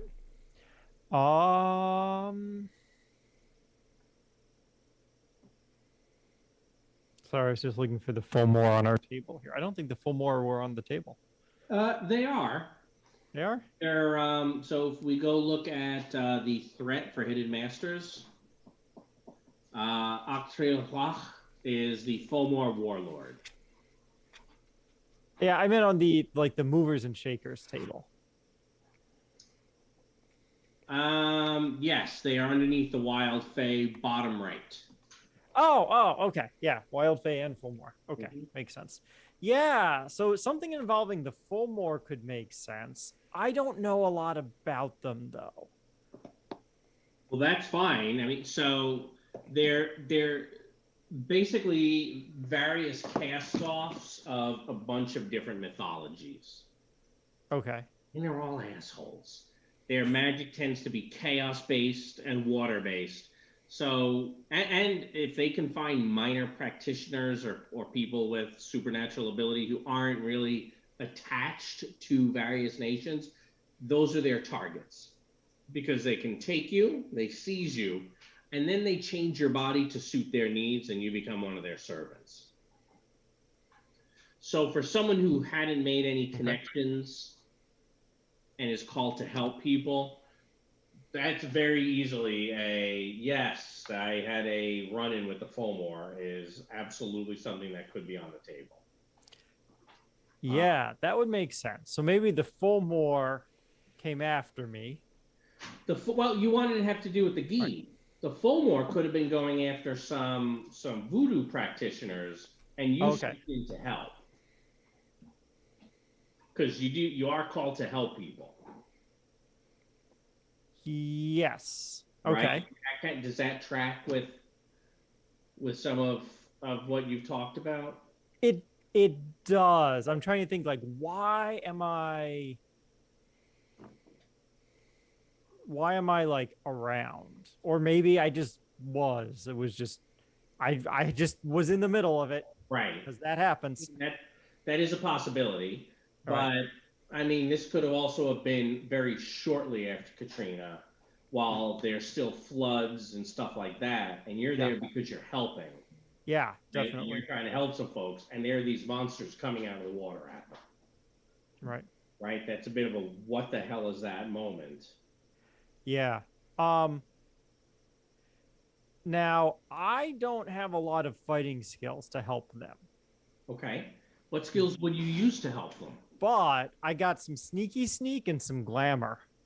Okay, So I don't know how well my sneaky sneak helps other people to sneak though, but maybe the glamour helps. glamours can, right? What about your I drive? believe It could be glamours have, mundane. What about your health- driving? Hmm? Don't you drive an ambulance? That's true. I do have driving skill. So you could have done a glamour and then some good driving abilities to get away from them. Yeah. And maybe if I'm a sneaky sneak while I'm driving and they happen to be in the vehicle, then my sneaky sneak extends. Yeah. Might be a different kind of sneaky sneak, not like the hide in shadows kind. Right. If we're all in a vehicle. So then, what's an aspect that we're picking up from this? Is it about coming up with an alternate solution? Is it about your ability to sneak, to get away? Is it about your newfound ability to use glamours? Maybe that was the first time you ever used one. Because remember, changelings sometimes just suddenly start doing things. That's true. It could be. I don't know. Maybe I'm a sneaky bastard. A sneaky bastard works as an aspect. Huh, that's funny. What? Because he's the illegitimate son of, right? Yeah. Yeah, did you just pick that up, what Michael John said? No, I didn't hear it. Well, you did say your parents weren't married, so sneaky bastard has two meanings. That is true. That is true. Works on many levels. It does. So is that it? Are you a sneaky bastard? I think so. I think so.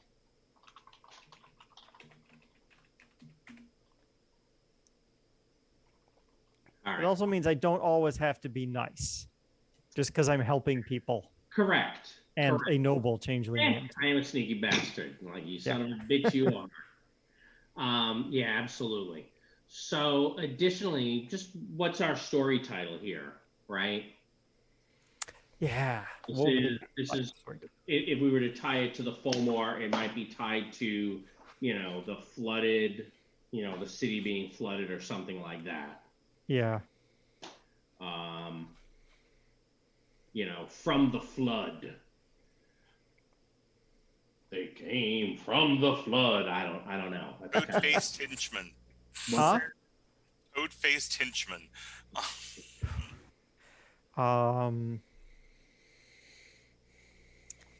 Hmm.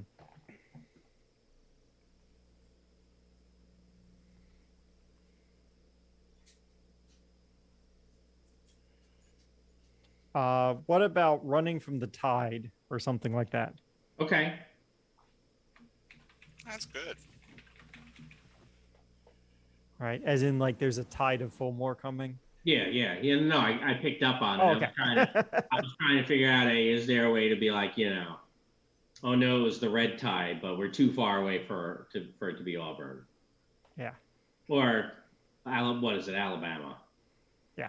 They're all Southern colleges. No one cares about those, right? For sports. All right. So typically, it's now going to be each of you is going to help somebody else with their story, and we have to do it as a circle. So is there someone who says, hey, I really have a great idea for how my character ties to this person? You do, Dan. Who did you help? I didn't help. I was helped by. Okay, who do you think helped you? Your story. Let's look at that again. So Levere, remorseful white star, bad start in the Big Easy, running with white cord vampires. Mm-hmm. Who is that you think helped you? Well, I mean, after my thorough thrashing, apparently somebody called the paramedics. Okay. And that could have tied into, thinking he's dead, but then he wakes up kind of deal. Yeah. Okay. So I was just assuming Dave's character would have been the ambulance driver who picked me up, and then partway through the Now ride, you're healing supernaturally. yes, but Shows that you're a thing, like he is. yeah, he would notice there's something different about me. I'm not your typical pickup. Right. All right. So then, on your character sheet, right? What was the name of your story? There was Bad Start in the Big Easy. Right. And we're gonna say guest starring TBNL to be named later. And for him, under the story title there, we have Bad Start in the Big Easy. Does that make sense to you, Dave? You might have come across them while the Red Court was doing their thing. Yeah. Can you? I can't actually see his character sheet. Can you hit me with the blurb on the thing again? Yeah. Well, the blurb for the events is basically I just filled it in on yours. So running with Red Court vampires, and that's pretty much the blurb we have for his. Oh, okay. So there wasn't Yeah. too much detail besides. Yeah, I didn't put any more Court, detail okay. in it. It was So yeah, it was a matter of me trying to save some girl and then getting my butt handed to me by a gang of red courts. Huh? yes. So Okay. The two of you saved the girl? Or did he save the girl and the Red Court took it out on him? She could have ran away during the fight. It's the best way I can think about putting it. Oh, and she must have been the one who called for the ambulance then, or called the police? Could be. Okay. Maybe. So, how does LeVere help? You're talking about what with the? Yeah, Dave. How did you end up helping? Sorry, How do I did you help? end up helping LeVere? So the first obvious thing is that I could treat her wounds. His. The other, what else could I do? Well, remember, I'm a white court, so I'll be healing while you're trying to fix my wounds. Which would make you hungry. So I don't know how exactly. Yeah, because I have to feed.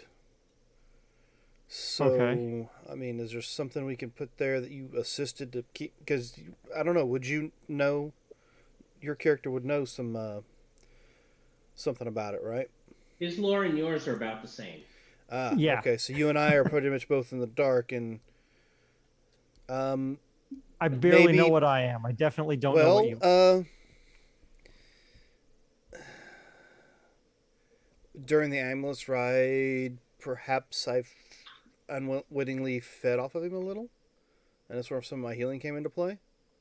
Could have a bromance. A little bit of a bromance, I suppose. Although, Okay. hey, you ate part of my soul does not form the basis for a good friendship. Oh, it makes for a Yeah. long running one, doesn't it? Or maybe EMTs are a pair. There's always two. Sure. Yes. Well, you've got one working in the back while the other one's driving, kind of deal. And Right. see the female ENT straddling you, trying to give you chest compressions. Possibly. I mean, for a white court vampire, look, we've read the books. That is not beyond the pale. So, Breath of life. yeah. Yeah, the breath of life. Mm-hmm. And for some odd reason, she doesn't have the uniform on anymore. We don't know why that is. Yeah. I was gonna say this is even kind of tame for White Court, but there it goes. Actually, though, while you're getting to know, it's obviously supernatural, but Dave, EMTs and police officers, they've seen things. Now, They run into some pretty weird stuff. So you could always do something about that. and Don't give mouth to mouth down there. so I was gonna say, mind you, as far as my character's concerned, being the remorseful Eddie is, might not have got completely healed, but ended up pushing her off of him and running out back your ambulance as you're still driving. Of course, she Okay. kept the clothes. Huh? She may have kept your clothes. She may have. My mind would not have been on clothes at that You point have in to time. cut them off of you to treat you properly. My mind Right. would have been on not killing another person at that point in time. Yeah. So Okay. that's where our path would have crossed. You would have been the ambulance driver or the part of the team that showed up to administer first aid and take me to the hospital. And while you're driving, she's helping me heal. And I mean, that all makes sense. But what aspect do you pick up from that, Dave? Yeah. The only thing I can think of is, like you said, I've seen some weird shit. Which maybe I have. Yeah, I mean, so I understand how I can use that to complicate your life. Do we have what you have? Alertness is pretty good. Yeah. It That- might be something I can use to notice things. I don't know if it needs to be rephrased slightly to well, help that. you I pay a would- lot more yeah. attention in your rearview mirror when you're driving with your partner now. I don't know. Yeah, I mean, you've gained an awareness of your surroundings, Mm-hmm. right? When you've seen things like this, Mhm. you know, and it could even be almost a riff off of a stunt of right. There's a finely tuned sixth sense stunt. It Mhm. could be something kind of an aspect that trends in that direction.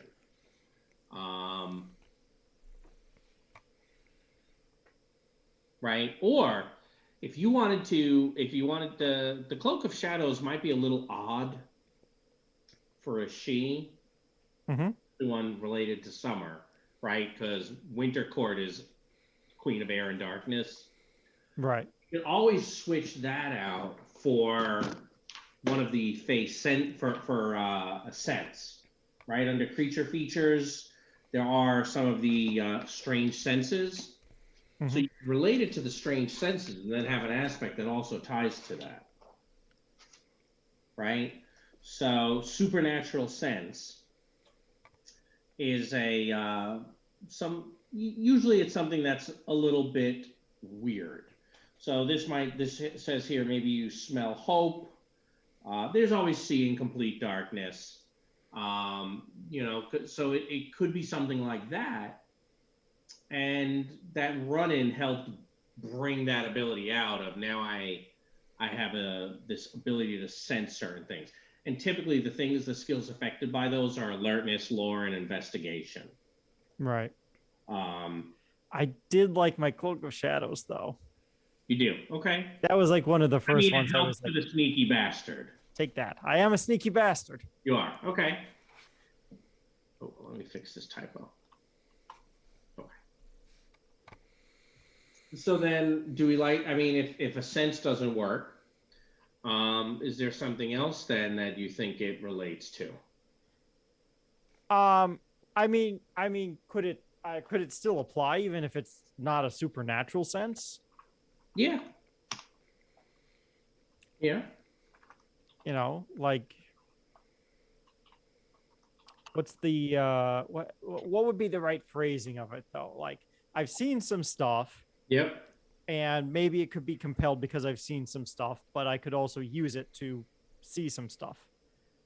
Yeah, I mean, in some cases when you've seen some stuff, there can be some trauma there that you've suffered as well. But I mean, sure, you know, it might also let you empathize with people. How is that skill on your list? empathy is it's all right. It's in the middle, I think. I What do you mean, think? fair, yeah. It's fair. You know what? Like you're dealing with someone there's been some trauma, yeah, you know.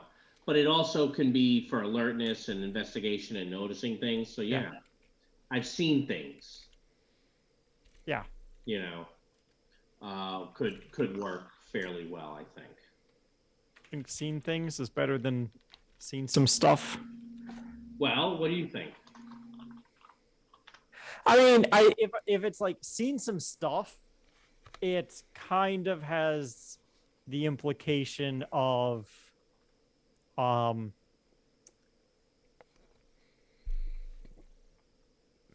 it's been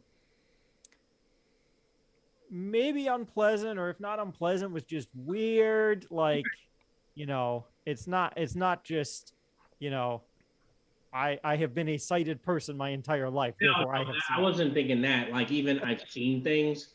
I can't remember the one movie where it's, Joey, I've heard things. What have you heard? I've heard things, Joey. I've heard things. What do you mean? What things? Things. I'm hearing things, Joey. The word on the street is out. I'm hearing things. I've seen things. That's kind of what I was thinking. But I've seen some stuff works just as well. Yeah, I think I like seeing some stuff because of the connotation that gives to the things that I've seen. Okay. You know. So your first story, right? The Fulmore were looking for some voodoo practitioners, and you helped them out. Who helped you? Yeah. Can't be LeVere. Yeah, that's a good question. I don't know. Is It's one of these two guys. Yeah, is it Gus? I don't know. Has Gus had any run-ins with the Fulmore? He could easily have. Well, with Cassandra's tears, it would make sense that you would know where something is going to go down. Mm-hmm. So yes, I mean that is easily possible. Yeah, because that could have filled in a gap because the question is like, so we got Fulmore over here, and we got the voodoo practitioners they're coming after over here. How do I get to them to help them? All have to be at the same time. Before the Fulmore actually get there, because once the Fulmore got there, running away and sneaking are not as practical as if I could get there first. But it doesn't have to all be at the same time, right? So you got the practitioners away from the Fulmore. Yeah. Then you became their target. Oh, became the Fulmore's target? Absolutely. Well, could be. They look, you got them away that day, but they came back for you the next. They saw your ambulance. They tracked you down. How dare you take away their prey? You can be their prey instead. Okay. In terms of that, then, Gabriel might be a better one for this one. Okay. Because wizard who can throw down against the Fulmore. Yeah. Not worry about killing them. Throw down hard against the Fulmore because he can actually deal with them. Yeah. Yes, they are not protected by the laws of magic. Nope. Neither are vampires, by the way. Neither are vampires.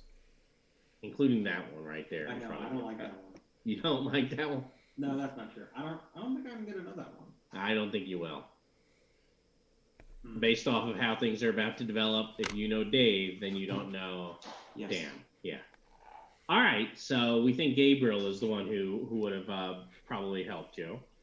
So we'll put his name in your. Yes, geomancy really does deal with amphibians pretty. And you know water magic too, don't you? That is true. I'm gonna take all of the water and suck it, or take it from your lungs. All right. So let's do. I don't know. Yep. Have you ever there?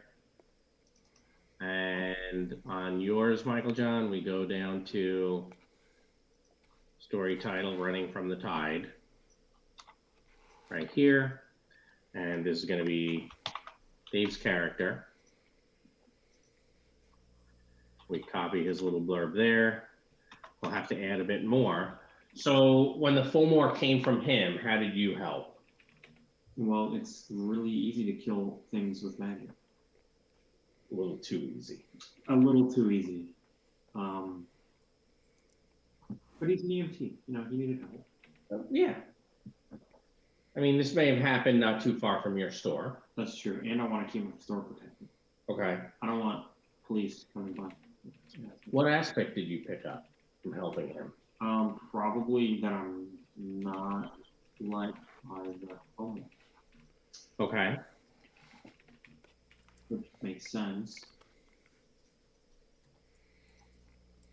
Well, yeah, it makes sense. I probably killed some and sent some other life. So there's an aspect. What do you think it is? Trouble with the phone. Okay.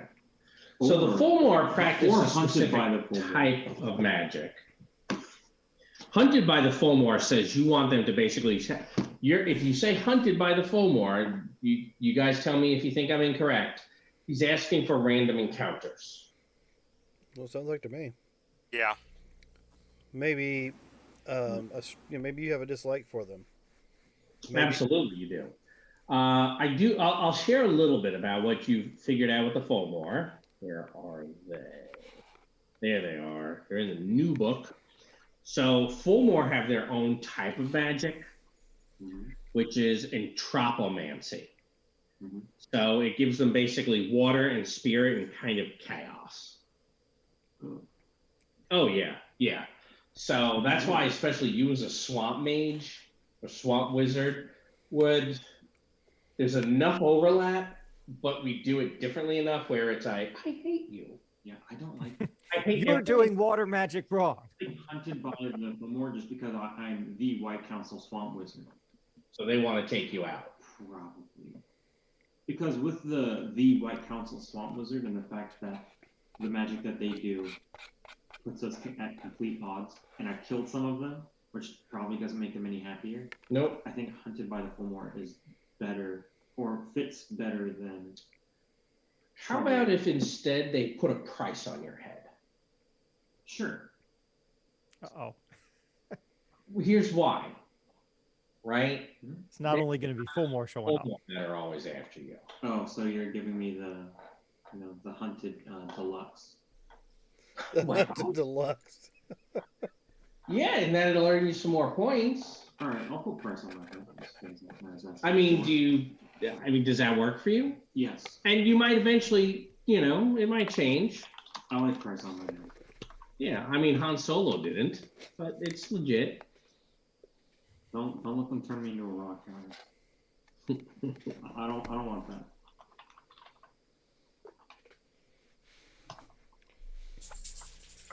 So I think then that means for your story, it was Robert who was helping you,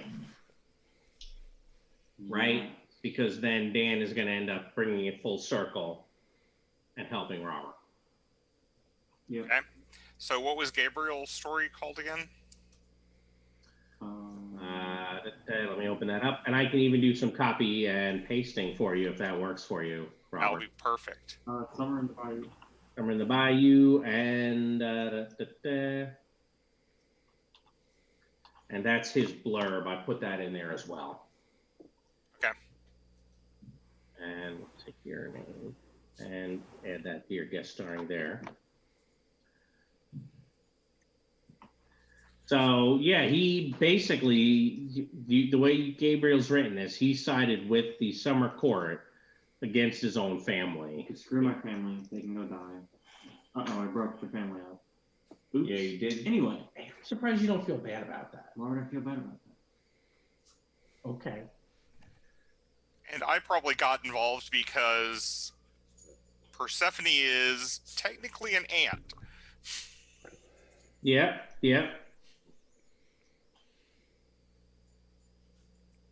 Oh, I guess we do have good ties to this.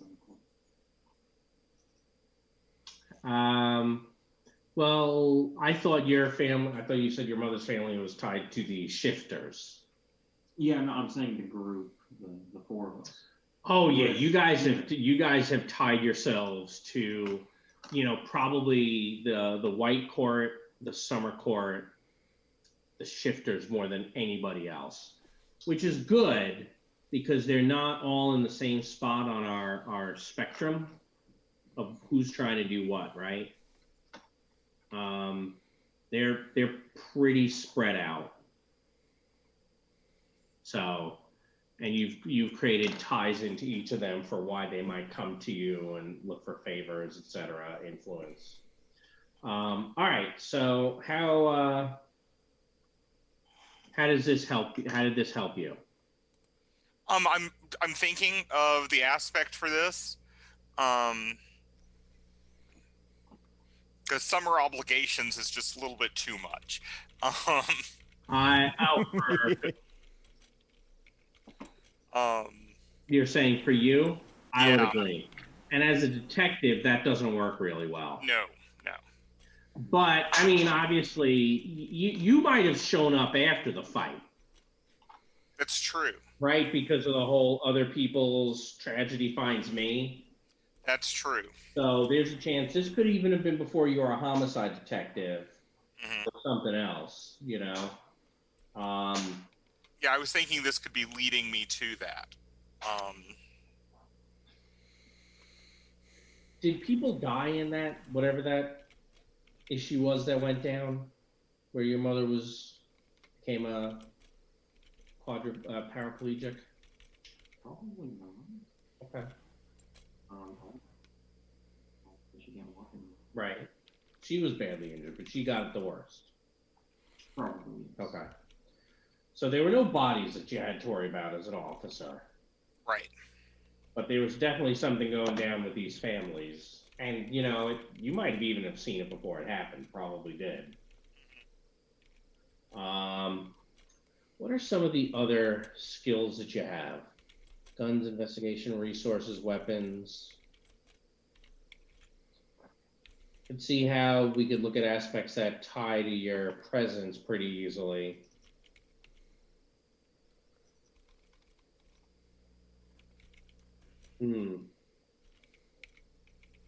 Well, I was thinking of using this one then to deal with the badge.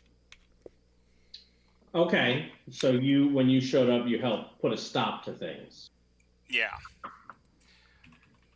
You will respect my authority.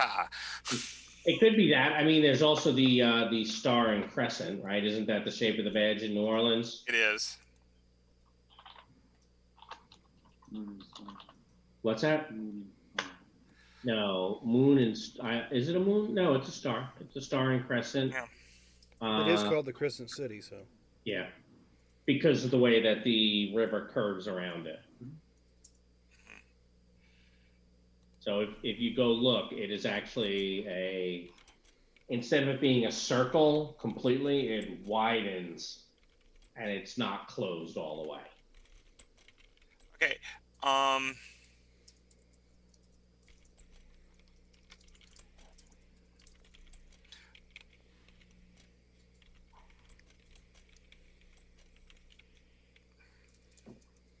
By the authority of the crescent and the star. Okay. You like having some authority, huh? Yeah.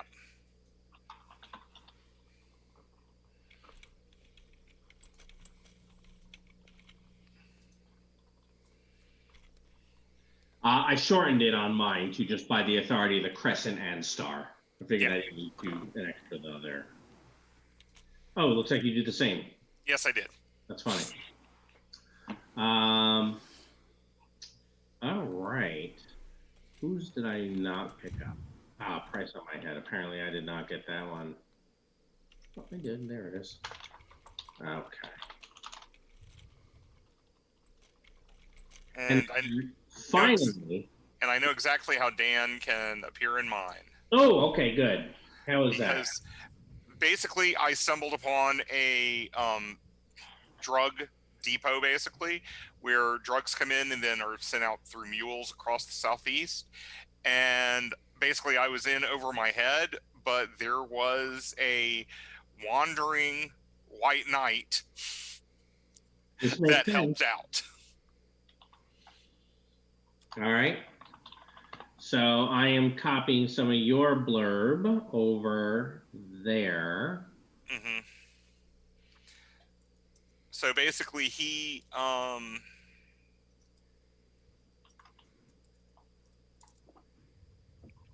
and of course, this would be after. Oh, go on. I was gonna say this is to be more than likely after I've learned some of my abilities I didn't know I had when I faced the Red Court vampires. Right. Yeah, and I mean, this might have been your second showdown with Red Court as well. Right? Probably it was based off of how you've defined your story. Tell my Gus's story. Yeah. Yeah. No, Lavaire's story. Lavaire had described you had your story, Bad Start in the Big Easy, had to do with Red Court. Right. His An Unwanted Gift also has to do with Red Court. So this is probably your second encounter with the Red Court. Maybe I was looking for the guys who roughed me up the first time. Are you the vengeful type? No, I wouldn't. No, actually, he wouldn't be.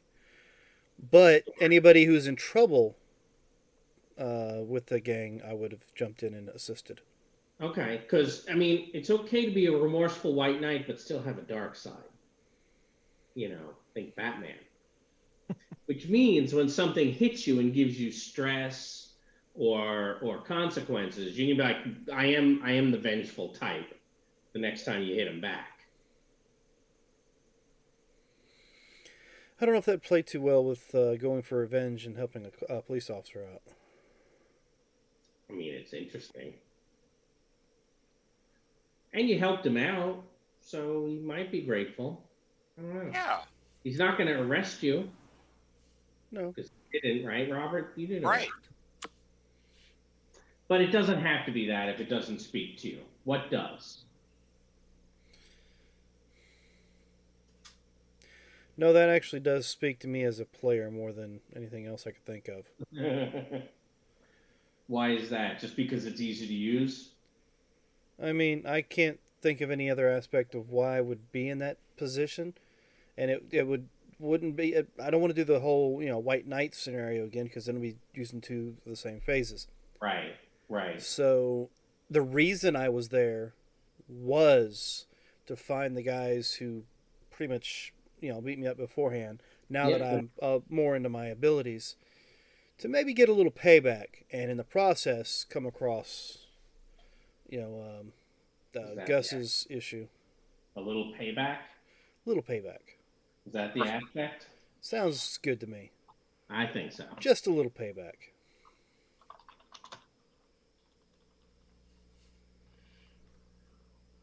That gets us down to our final phase. Which, right, we're not using we said we're going to skip using that, hey, who else do you know? Because if we do that, then everybody knows everybody. Yeah. I don't know that that is as interesting. What do you guys think? Do we like the here's my motivation kind of thing? Well, technically, at this point in time, we already know the two people. Correct. So you would basically pick up knowing the person you don't know. Right. And you'd also know the other person you do know a second time. Why bother? If it was a group of 5 players, it would mean you helped 2 people and 2 other people helped you, and all 5 characters know each other. If you do it that way, and I think that's the design. But I'm okay with I'm friends with you, and you're friends with him, so we can still get along. Right. Let's face it, that's how most of us ended up playing games together. Yeah. Pretty much. You play games with him because you know me. So it works, I think. Yeah. In which case, then we have what's my motivation? Or it can be a little bit of a wild card if the what's my motivation doesn't work at all. Mhm.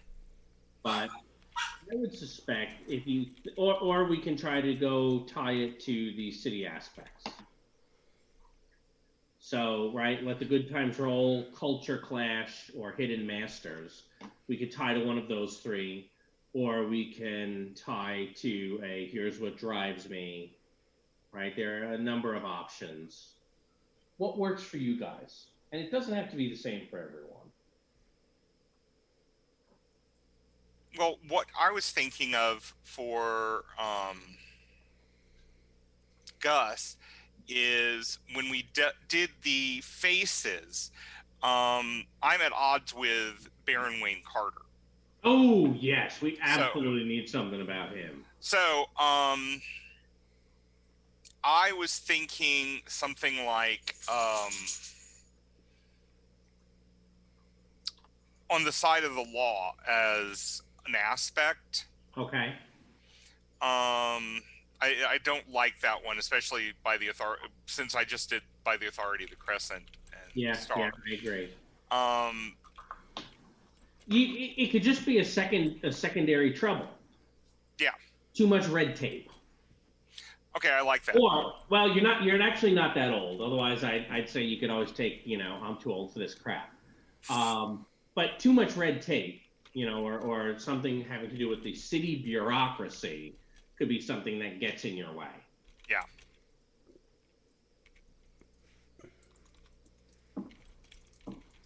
Right? Does that work?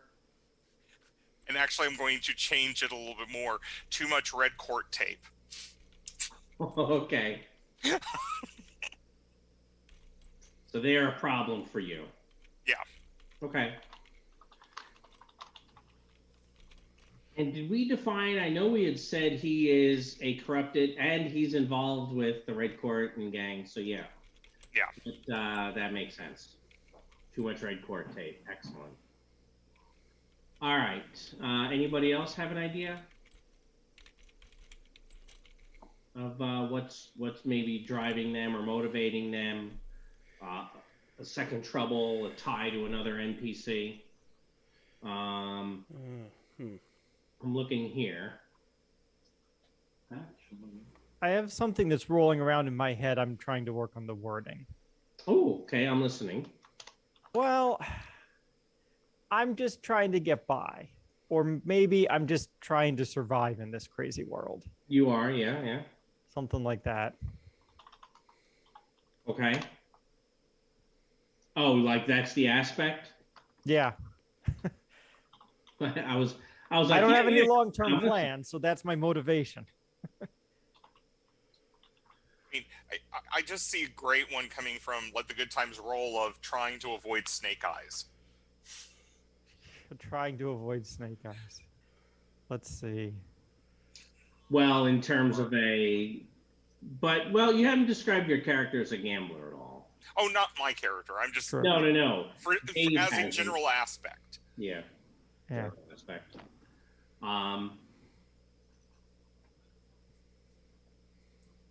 You said trying to kind of get by. Yeah. Or maybe trying to keep it all together. Okay. Because that might do the same stuff, plus also have some other things that might Yeah, weave into trying it. to keep it together also implies there's some degree of mental stress going on too. I mean, I have seen some stuff. You have. There may be some, emotional. It's tough to deal with. Right. It's true, right? It works both ways because that could be compelled, but I could also use it to try and keep it together. Anything. I'm going to try to keep this together. Yes. You're about to mount the curve and lose control. Nope, keep it together. It sounds like you like Yeah, I think trying to keep it together, right? Because that could be used in like all of the same kind of trying to survive situations. Yep. But also mental stuff. There could be a social aspect to that. Mm-hmm. Yeah, and actually that can even be you're trying to keep it together. Are you going to lose your temper? Here's a point.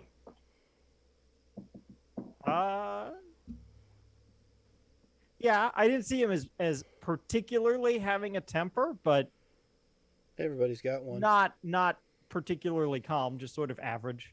Yeah. All right, so LeVere and Gabriel. The only thing that came to mind for me is just trying to find my place. With the fact that he doesn't know anything about where he came from or who he really is, he's just trying to find his place in this world. Where does he belong? You're seeking. Yeah. You're a seeker. You're looking for something. Yeah, I mean, I'm running my grifts, of course, to try to survive, but mainly I'm just trying to find out where I belong. Searching, seeking.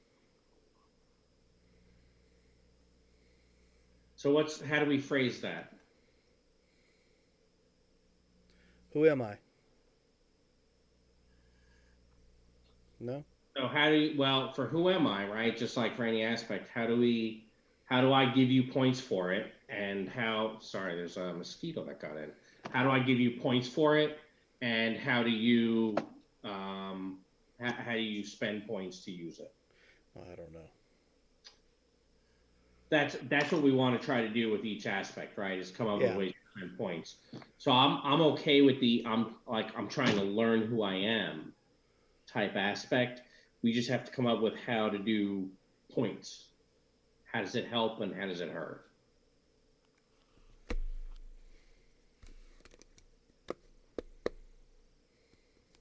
Right? Because again, the aspects are what drive things forward.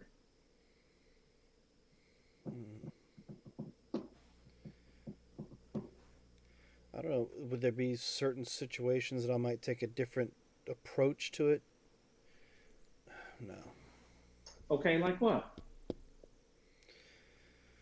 I don't know. For example, somebody wants to bring attention to me or teases with me about knowing where I came from, which might draw me in that direction to try to get That that would get your information. attention, without a doubt. Yeah. That would definitely draw your attention.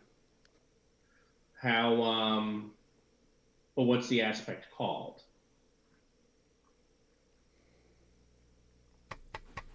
Seeking meaning. Seek just meaning? Well, I Or mean, it could be. I mean, you're trying to find your place in the world. You know, meaning for you. yeah, or I Perfect. was wondering if we just shorten it up and say seeking me. Possibly, but again, we have that same. Yeah. The issue is again, how do we use that? And the reason I ask is, on some of them, if I can't think of reasons easily, it becomes hard for me to give you points. Right. Then it's like some people can say things. Remorseful white knight, I got that. There's ways for you to earn things there. Control issues, fairy obligation, ignorant outcast, I got points for you. It Right? could also be a thing to spend points on, but It can again, be you a thing need to to see how to spend do that. on. So So we can also come look at. I just changed your fists, athletics, endurance, intimidation, presence. We can kind of look at how do some of your aspects, like just a little payback, that's going to tie to your attack abilities, your fists, without a doubt. Right? You're going to be able to hit people pretty hard with that.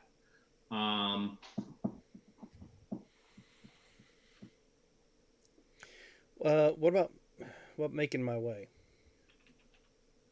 You know, we haven't talked at all about your hunger here. No, I mean not, we haven't. Other than the fact that we have White Court Grifter in here, we've completely overlooked your hunger. Your character has sex appeal. Yes. Does he? How does he feel about that? After what happened, a little scared, I guess. A little was it trepidation? Is that the right word? Trepidation. Okay, so you're a little bit scared of your power, a little bit scared of your ability. Yes, because last person I had full on relations with did not make it, No. and I'm not counting the ambulance lady either because I stopped that midstream. Look, you've probably at this point learned how to feed without killing. Well, that's why I'll spend a lot of time in clubs and so forth, picking up off of the energy in the air, other people's Well, desires. the energy in the air will make you hungry. The Well, physical contact is kind of what you need. that's what the dance floor's for. Sure, that helps. That absolutely helps. But we're still trying to find an aspect to work with because the control issues could fall into that. Yeah, I mean, I was also. You already have remorseful. You have control issues, fairy obligation, just a little payback. Um, we've talked about who you know.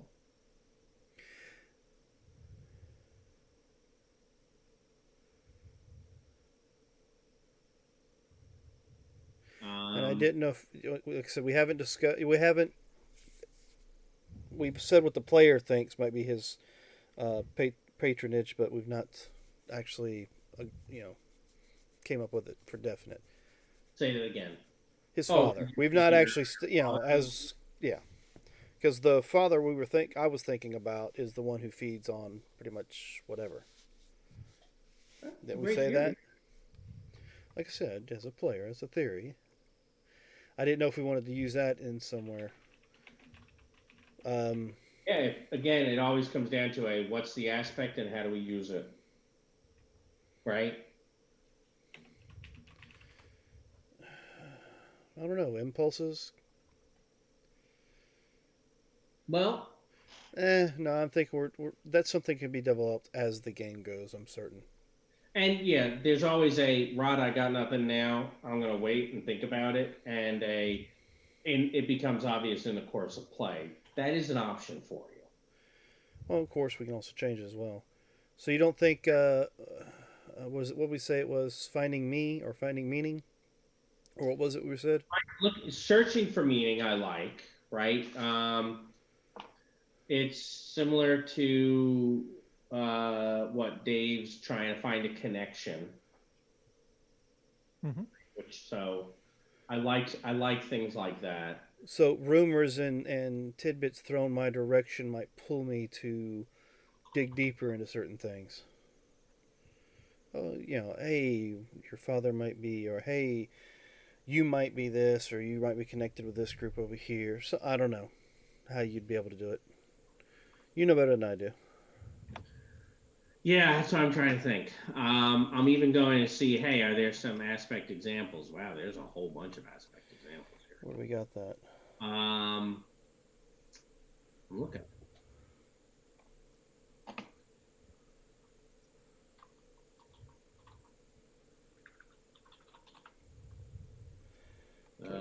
Oh, that's whose path.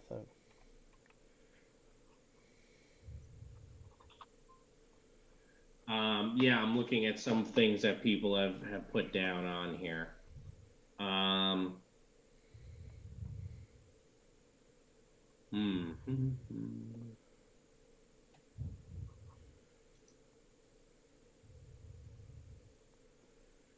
Devilishly handsome doesn't work because that's kind of not what you're looking for.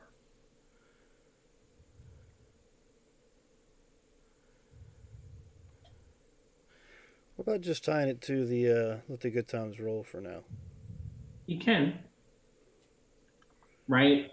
So you have an inner demon as a white cord band, Right. right? It can just be something that we tie to that. And letting the good times roll is, your demon wants to convince you to let go. Let's play. Just let go of that control for a little bit, and let's just go have a good Actually, time. let's play works pretty well. All right. Right? So that is I can see how to give you points with let's play. Robert, I think you can see that pretty easily. Oh yeah. Especially when you're mad and you're ready to just beat the ever-loving crap out of someone, you might want to do, you know what? Here's just a little payback and let's play. I'm putting 2 points on this son of a bitch. That's a thing. You can do that. You can tag multiple aspects for what you're doing, but the trick is it has to be multiple aspects. It can't be, oh, I'll do just a little payback and here's just a little payback. No.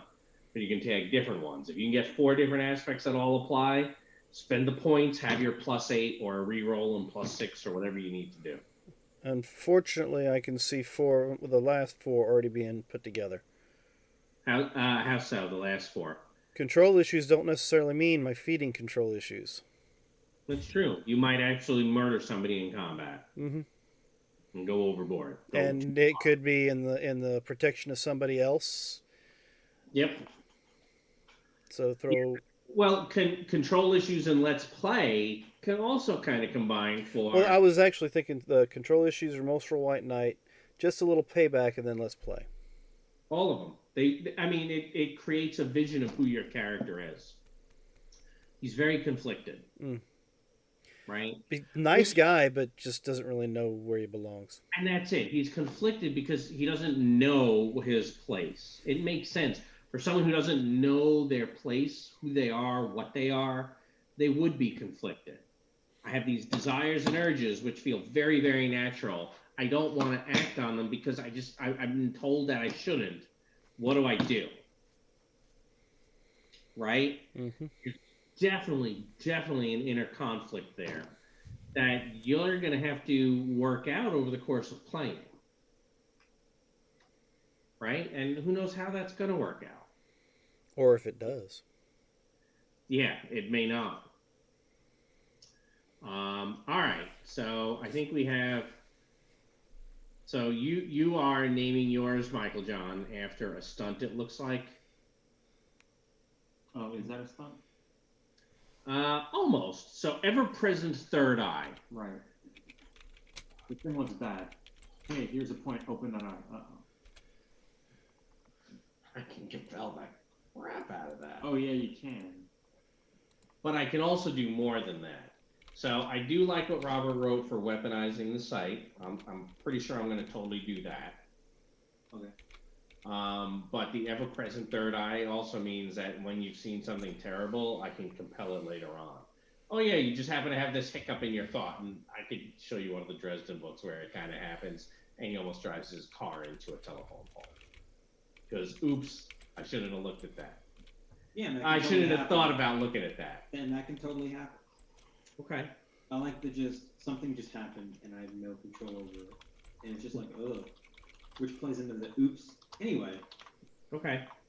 So we haven't really, you've not taken anything that limits your magical abilities. No. Any aspects like that, right? So we had talked in the book how Harry Dresden has, not so subtle. So he's not good at subtle magic, and Molly has an aspect that makes her good at subtle, but not battle magic. Right, not good. You haven't done anything like that. You want to be just as good at one as the other. Well, if I do put an aspect that changes it, does it give me any benefit other than I can Compels. Right. Hey, I'm not great at. I'm not very subtle, so I'm not good at veil. So may I have a point? Yeah, sure. Yeah, you think you're hidden, but they pretty much know where you are. You're making. Yeah, I would rather be as good at one as I am as the other. Okay. I don't want to get boned over for trying to do what the character's built around. That's I fine. kind of do, but not all the time. That's it. And look, that was a that's character who basically, it's the equivalent of saying, I'm going to play a boomcaster. I don't care about stealth. Right. That's what the Right? oops anyway is for. That's what the oops anyway is for. Okay. Uh-oh. Yeah. All right. Well, oops anyway is also going to cause fallout and your spells to sometimes not work the way you want them to. Or to have extra effects. Yeah. All right. So I've collected the data I need. Oh, I have one thing. I was looking back over the last one we just did for me, and I'm wondering how I'm going to compel that one. Let's go back. Except in the too much red court tape, except in frustration when dealing with the red court. Oh, how you're going to spend points on it? Yeah. Yeah, that one's more of an earner than a spender. Yeah. So, and this is an exercise we need to do with all four of your characters, is if we look at the 7 aspects you have as a whole, does it feel like it's 50-50? Right? Detective Muse, I can see when you're trying to do inspiring things and searching, I see how you're spending there. I think that's a little bit harder for me to compel your high concept, but your other people's tragedy finds me, gift of prophecy, too much red court tape, those should be fairly easy for me to compel. And Over-involved family, we go, that's kind of 50-50. Yeah. They can come help you, they can go make you do things. Right. Hero in training, I think, is pretty positive. By the authority of the Crescent and Star is, again, another 50-50. You have to go stop what you're doing and go do something else because you got a call.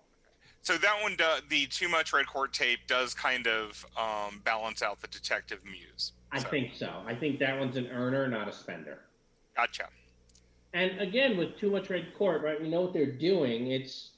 These guys are going to be finding you. If you're doing things at night, red cord are probably going to be a problem periodically.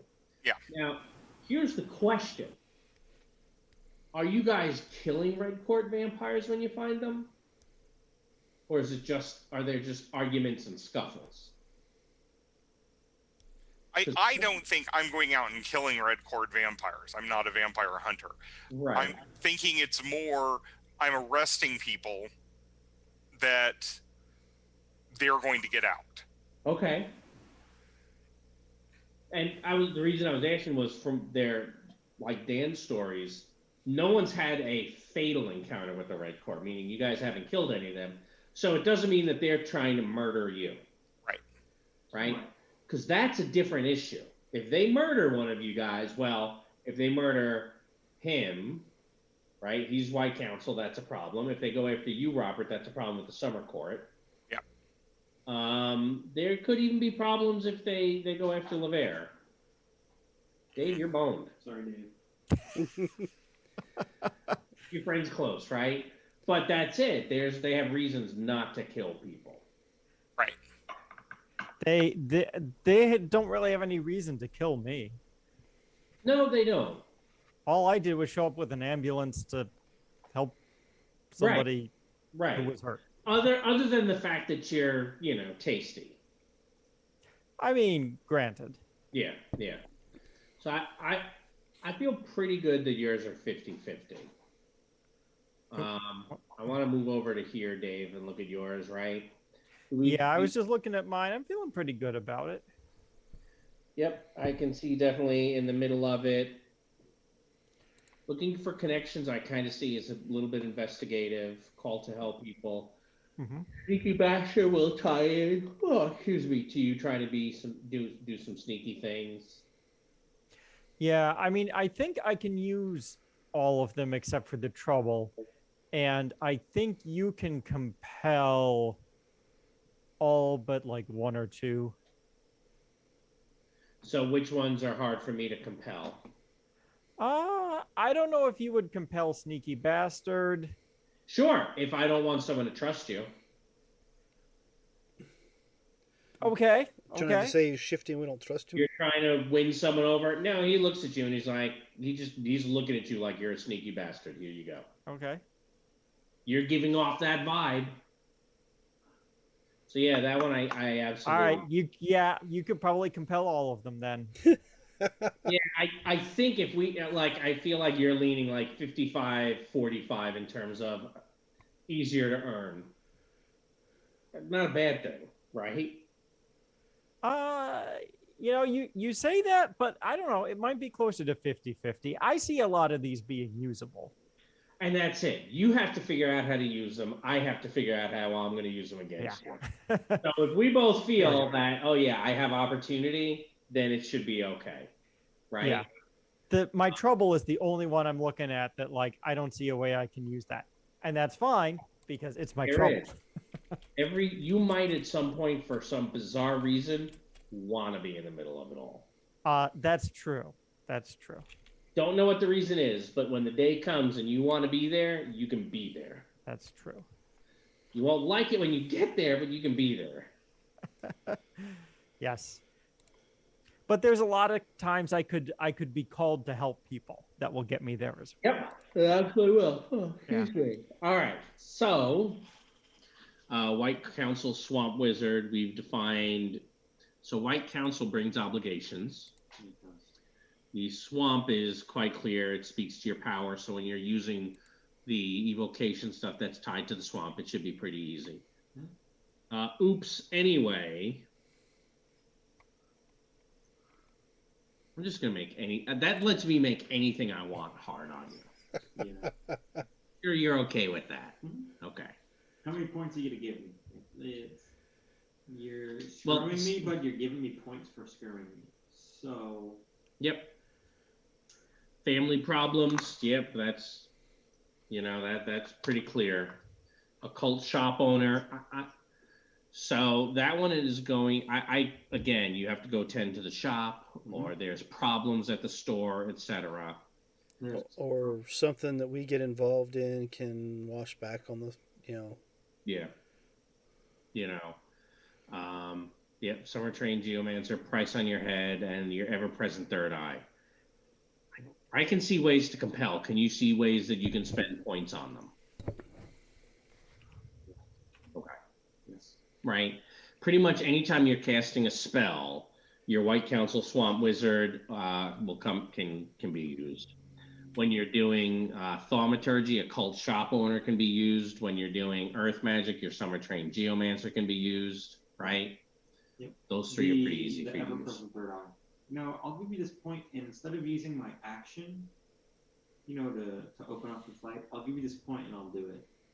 And since it's ever present, I won't have to deal with most of the terrible stuff. Are you some of the terrible Are you stuff. saying like a self-compel of oops, my eye just opened?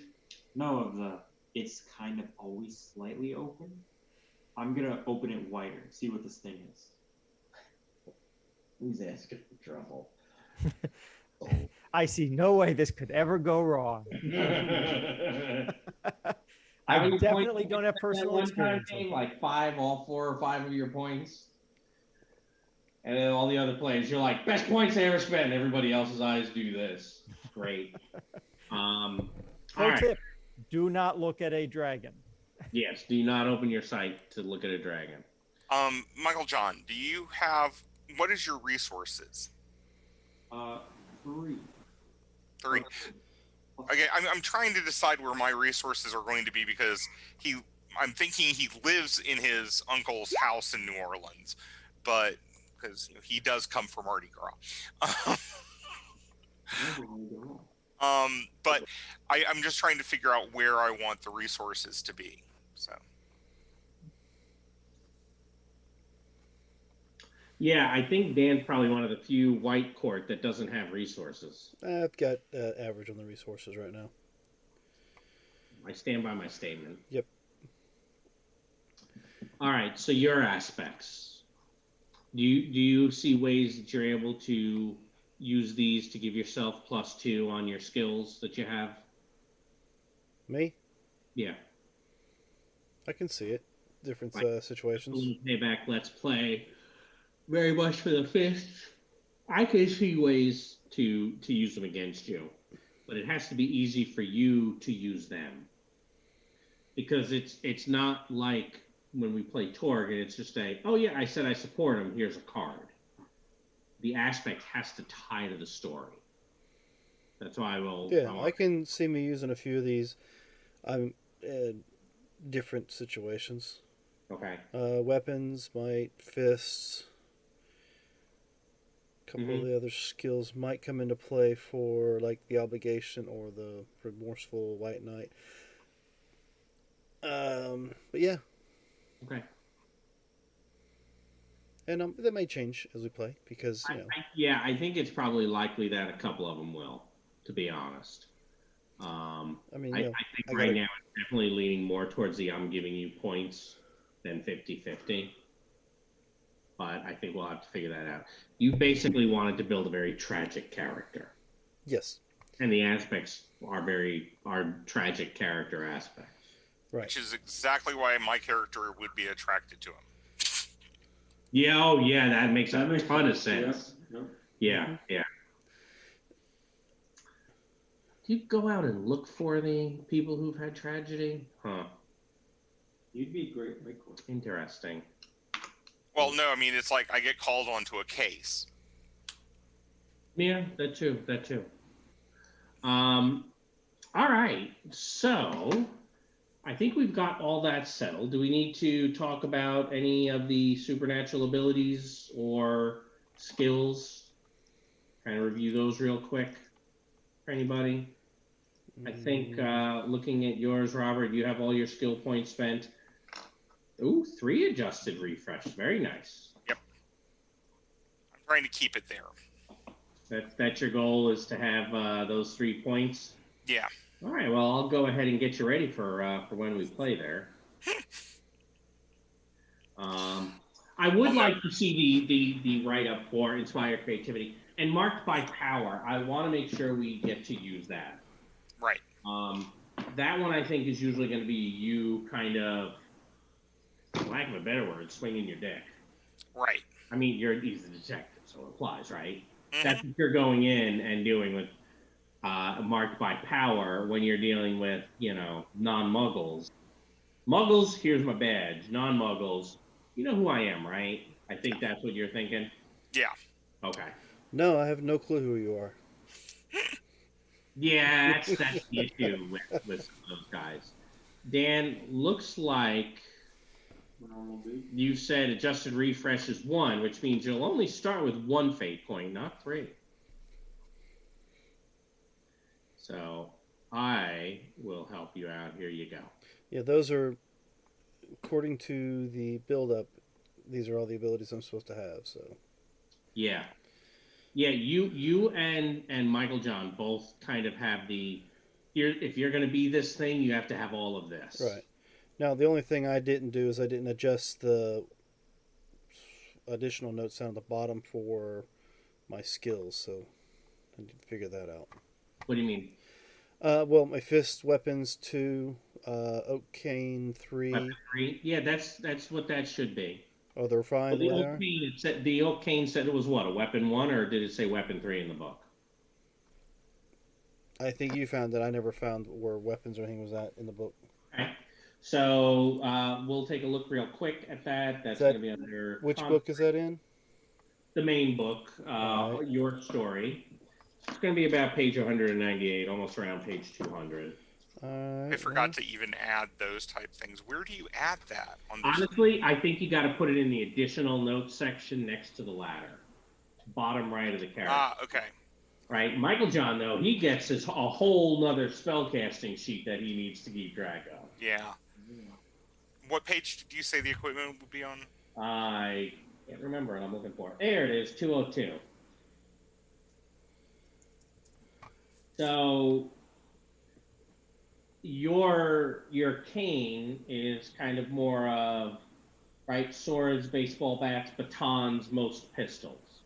That's kind of where it falls down. The cane, yeah, that's a weapon 2, then not a weapon 3. But no.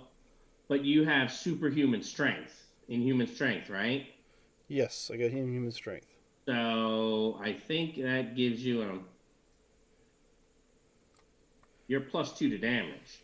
So that means you hit someone with that cane, it's a weapon 4. Okay, so I need to change it to a weapon 4. I just did. Oh, you did? Still says 3 on my end. Now, we were having a problem with this last week when we were trying It's to okay. make and change it to your sheet. I bet you change it back and you change it to 4 and it'll go back to 3. I'll leave it alone. But that means when you hit someone, you might be breaking that cane over someone's head at some point. I'm gonna have to make sure it's. That's when you'll get a point for control issues. Because I just nerfed you a little bit, right? Yeah. Right. Um, So fists are considered. weapon 2, yep. And oak cane is weapon 4. All right. I know, but I haven't had it. I'm tired. I'm stuck with everything. All right. We're gonna look at your stuff last, Michael John, because your spell casting stuff is complicated, and I think we'll have to spend some time working on that. All right, I want to go to the character sheet on yours, Dave, real quick. Hmm? I said I want it to click. When I click over here, it moves you over here too. So your catch is a +3, Mm-hmm. right? So that means that your adjusted is also 1, huh? Mm-hmm. There you go. So, Robert, you have half the fate points for the table. Yeah, I didn't give you much. The other reason is I might suddenly learn a new ability. That's always a possibility as a scion. Mm-hmm. It can happen. That can totally happen. Well, that's weird. It emptied out the catch. Well, I'll just leave it alone.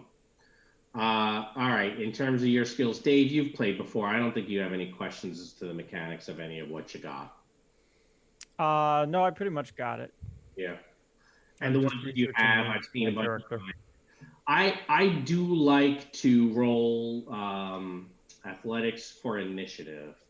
so that not every single fight is exactly the same way. With inhuman speed, he's basically going to go first, but if somebody else has inhuman speed, they'll both roll. Right? Makes sense? That work for everybody? Yep. I like that little bit of static. All right. And then that just leaves you, and we have to finish building your spell casting stuff. Yep. Right? For potions and all of that stuff. Yep. Because you went with the most complicated. I did.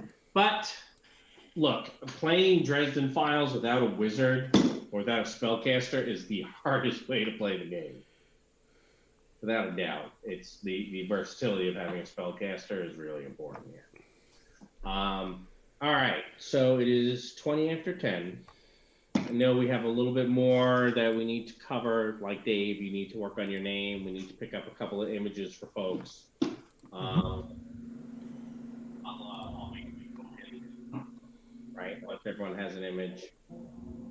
Well, I am technically ready to go right now. I don't know that we as a group are ready to go right now. And I don't know that all right, 20 after 10, let's go right now is the best way to go. All right, so what we can do is we'll pick up here next Monday at 7 o'clock, the actual start of our characters, and see what Rod has in store for us. Hey, we have not named this campaign. Do any of you have a name for it? Right, on our sheet that we made, there's a campaign title on the top right section, but we never picked that. Does it have to be 2 4-letter words? Crescent City Rising. You said Crescent City Rising? Mm-hmm. Okay. Or Crescent City Cresting, since you like alliterations. So, and cresting I like cresting. I do like the alliteration. Additionally, cresting implies you're at the top of the wave and things are about to get worse. You're about to come crashing down. And it also refers to the water and the tide and maybe the storm. Yeah, I think that works. All right. So the Crescent City Cresting. We will see our first session a week from this evening.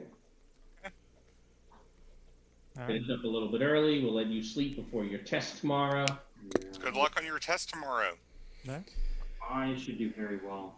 All right, so I will try to find us something else we can raid here so we can join in. I would like to thank Untold Story Project for joining us, raiding us this evening with 14 people. Thank you for sticking around and checking out some of our content here with the Dresden Files. We'll be back next Monday for, like I said, the start of our characters. If you've not had a chance to check us out, we'll be playing Torg Eternity Wednesday at 7 o'clock, Blood on the Blasted Lands, continuation. Friday we'll be playing some Rime of the Frost Maiden, and then we'll be back here Sunday, unless things change, for our Dungeons with Veterans game. So with that, I'd like to say, remember, we're in this adventure called Life Together. So remember the golden rule. Treat those around you the way you'd like to be treated yourself. And with that, have a good week.